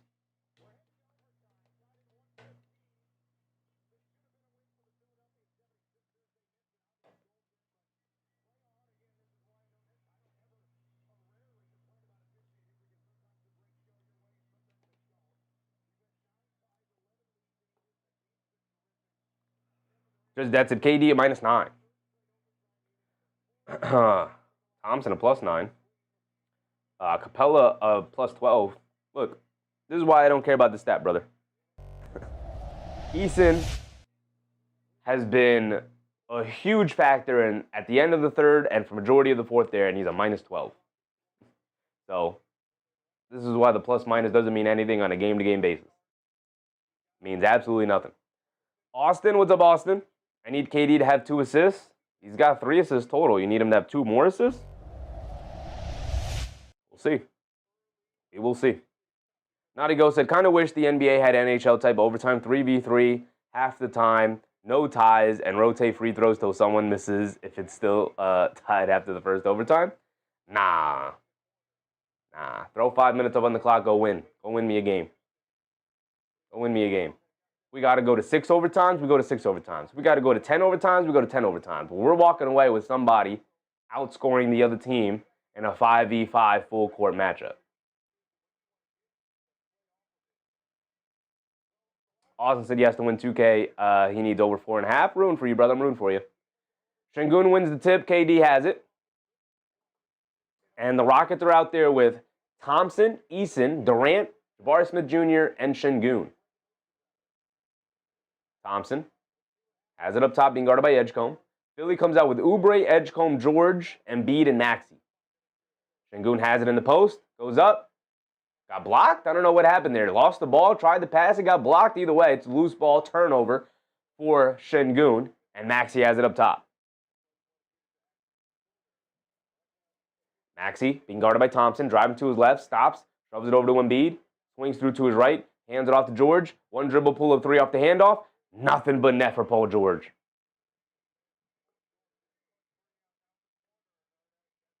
And Thompson bringing it down the other way. See if Houston has an answer. Thompson up top, coming to his right. They get it over to Jabari Smith Jr. He fires a straightaway three. He comes up short. Şengün had the offensive rebound, but Edgecombe comes over wisely and knocks the ball away and steals the rebound. You got to get Jabari Smith Jr. out of the game, man. He has been horrendous shooting the ball. You got to get Shepard in there, man. They hand it off to Paul George, coming to his left, hesitates, now driving it down in the paint. Pump fake, spins. Great defense from Easton, fall away, can't get it to go, battle for the rebound. Edgecombe steals it away from Jabari Smith Jr. Edgecombe out-rebounded Jabari Smith Jr. there, and he lays it up and in. Great effort from Edgecombe. But that's Jabari Smith Jr. 6'10", dude.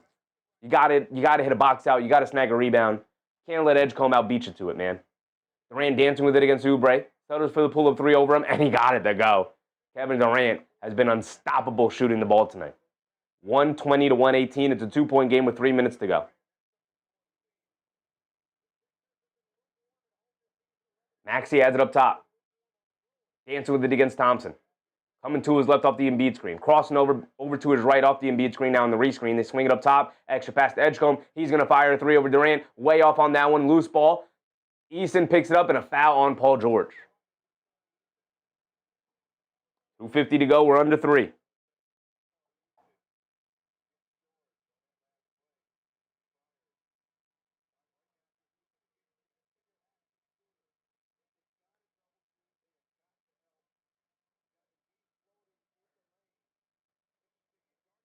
Thompson coming to his right, pulls it out.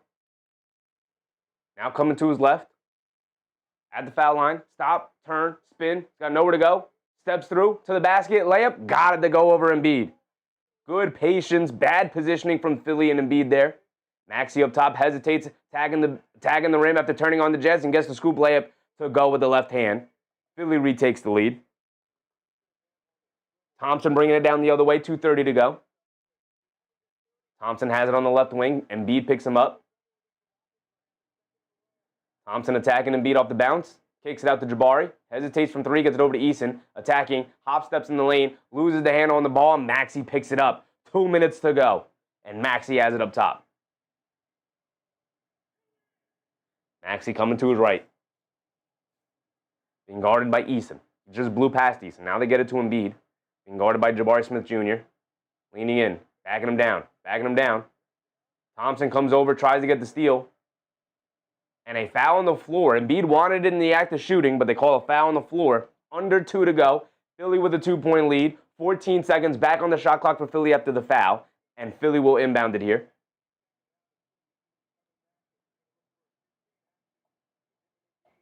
Maxey gets it into Oubre, back to Maxey. Maxey being guarded by Thompson. Coming to his left off the Embiid screen.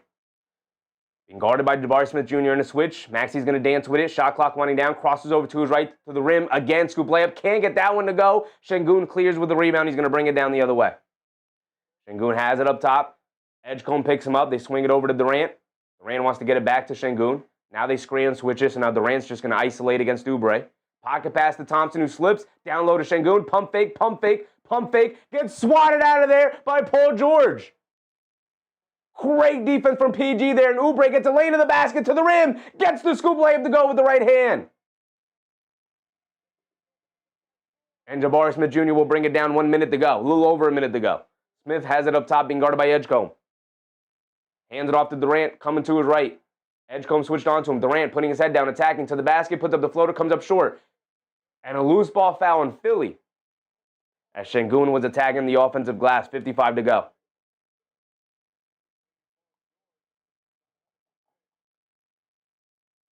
I believe it's still side out of bounds, right? You're not in the bonus yet? Yeah, still side out of bounds. Paul George's 5th foul here tonight.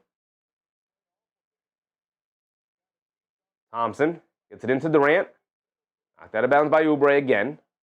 Rockets will inbound it again. Rockets trail by 4 with under a minute to go.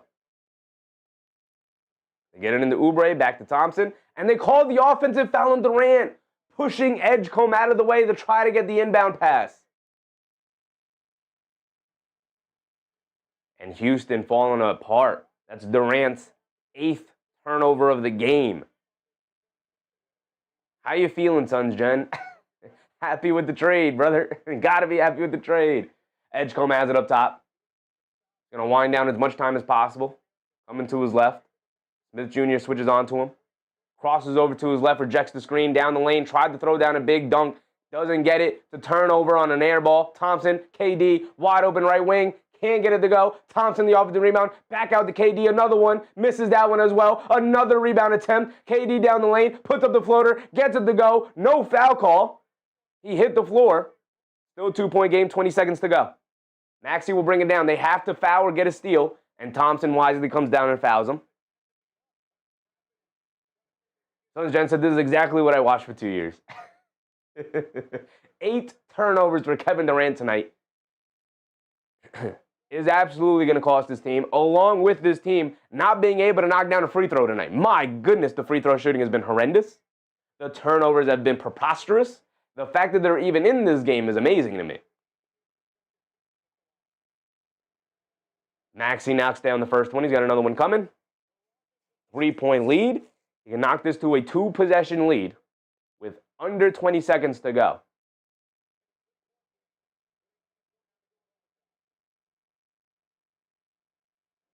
And Maxey goes 2 for 2 from the foul line.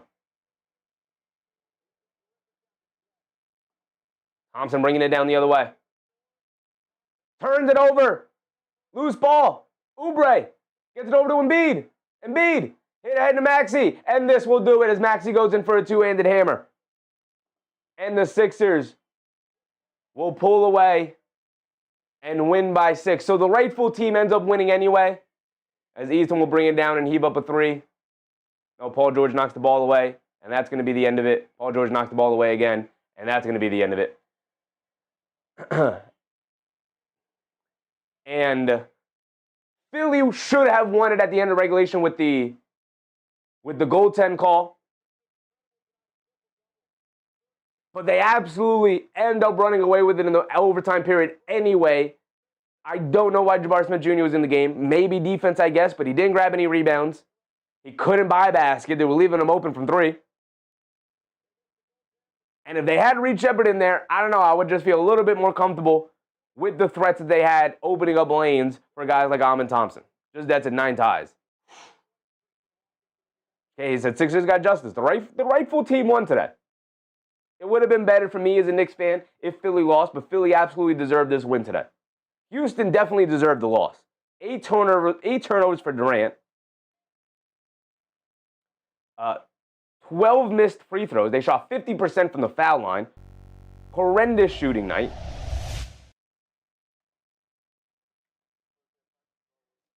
$18 for 40 from 3. The only thing that kept them in the game was their 3-point shooting. How many total turnovers did they have? They had 17 turnovers. Philly had 15. So it was pretty even. But 17 turnovers is too much in conjunction with the amount of missed free throws that they had. And you were just asking for a loss tonight. Nice fight. They battled back. Cool. But you had no business winning this game with the type of self-inflicted wounds that you had tonight. Okay, and thank you, Maxey, for 72 fantasy points. He was hooping. He was hooping. Naughty Ghost said, if you are a contending team, you need 2 good to solid PGs at least.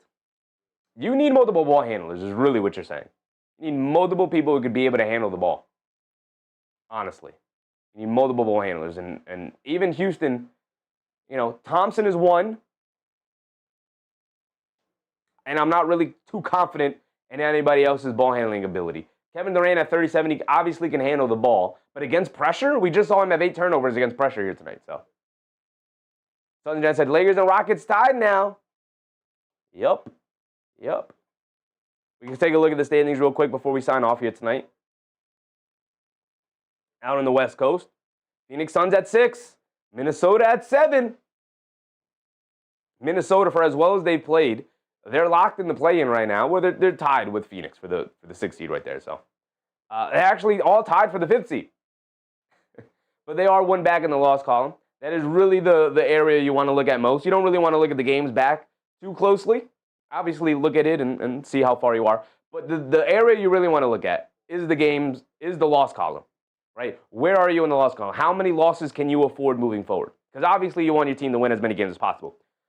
But how many losses can any team afford? Like the Lakers can only afford one more loss before they're now tied with the Suns and the Timberwolves in the loss column because of the amount of different quantity of games they've played, right? So the Lakers have played 42 games, while the Suns have played 44 games. They played 2 more games than the Lakers. So obviously, this number is going to be a little bit different, even though they have one more. Phoenix has one more loss than the Lakers. That's why I don't look at the games back column. I look at the loss column. Where do we stand in terms of losses?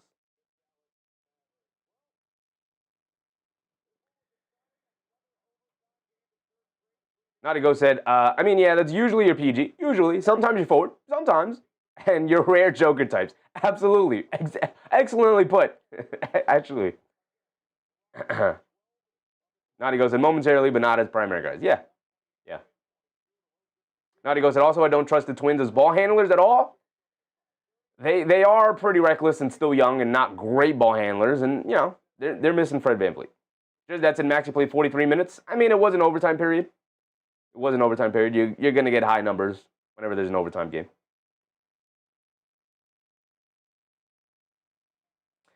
But that's going to wrap it up. Tomorrow's game, we're going to do the other Houston game, because that is the best game on the docket tomorrow. Houston Rockets taking on the Pistons. So, if you're a Western Conference fan, if you're a fan of a team in the Western Conference and you're rooting for Rockets losses, they got a really tough matchup tomorrow against the Pistons in Detroit on the second night of a back-to-back.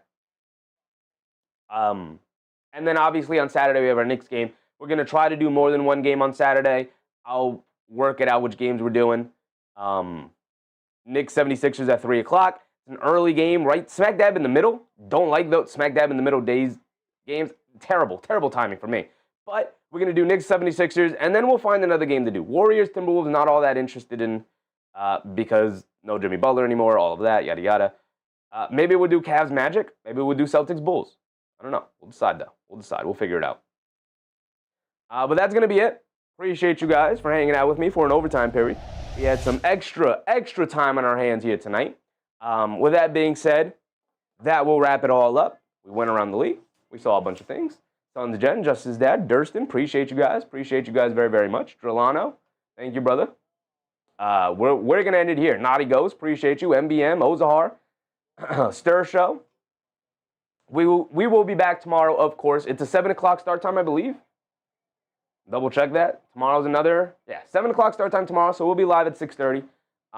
Today I know we were a little bit late, 6:45.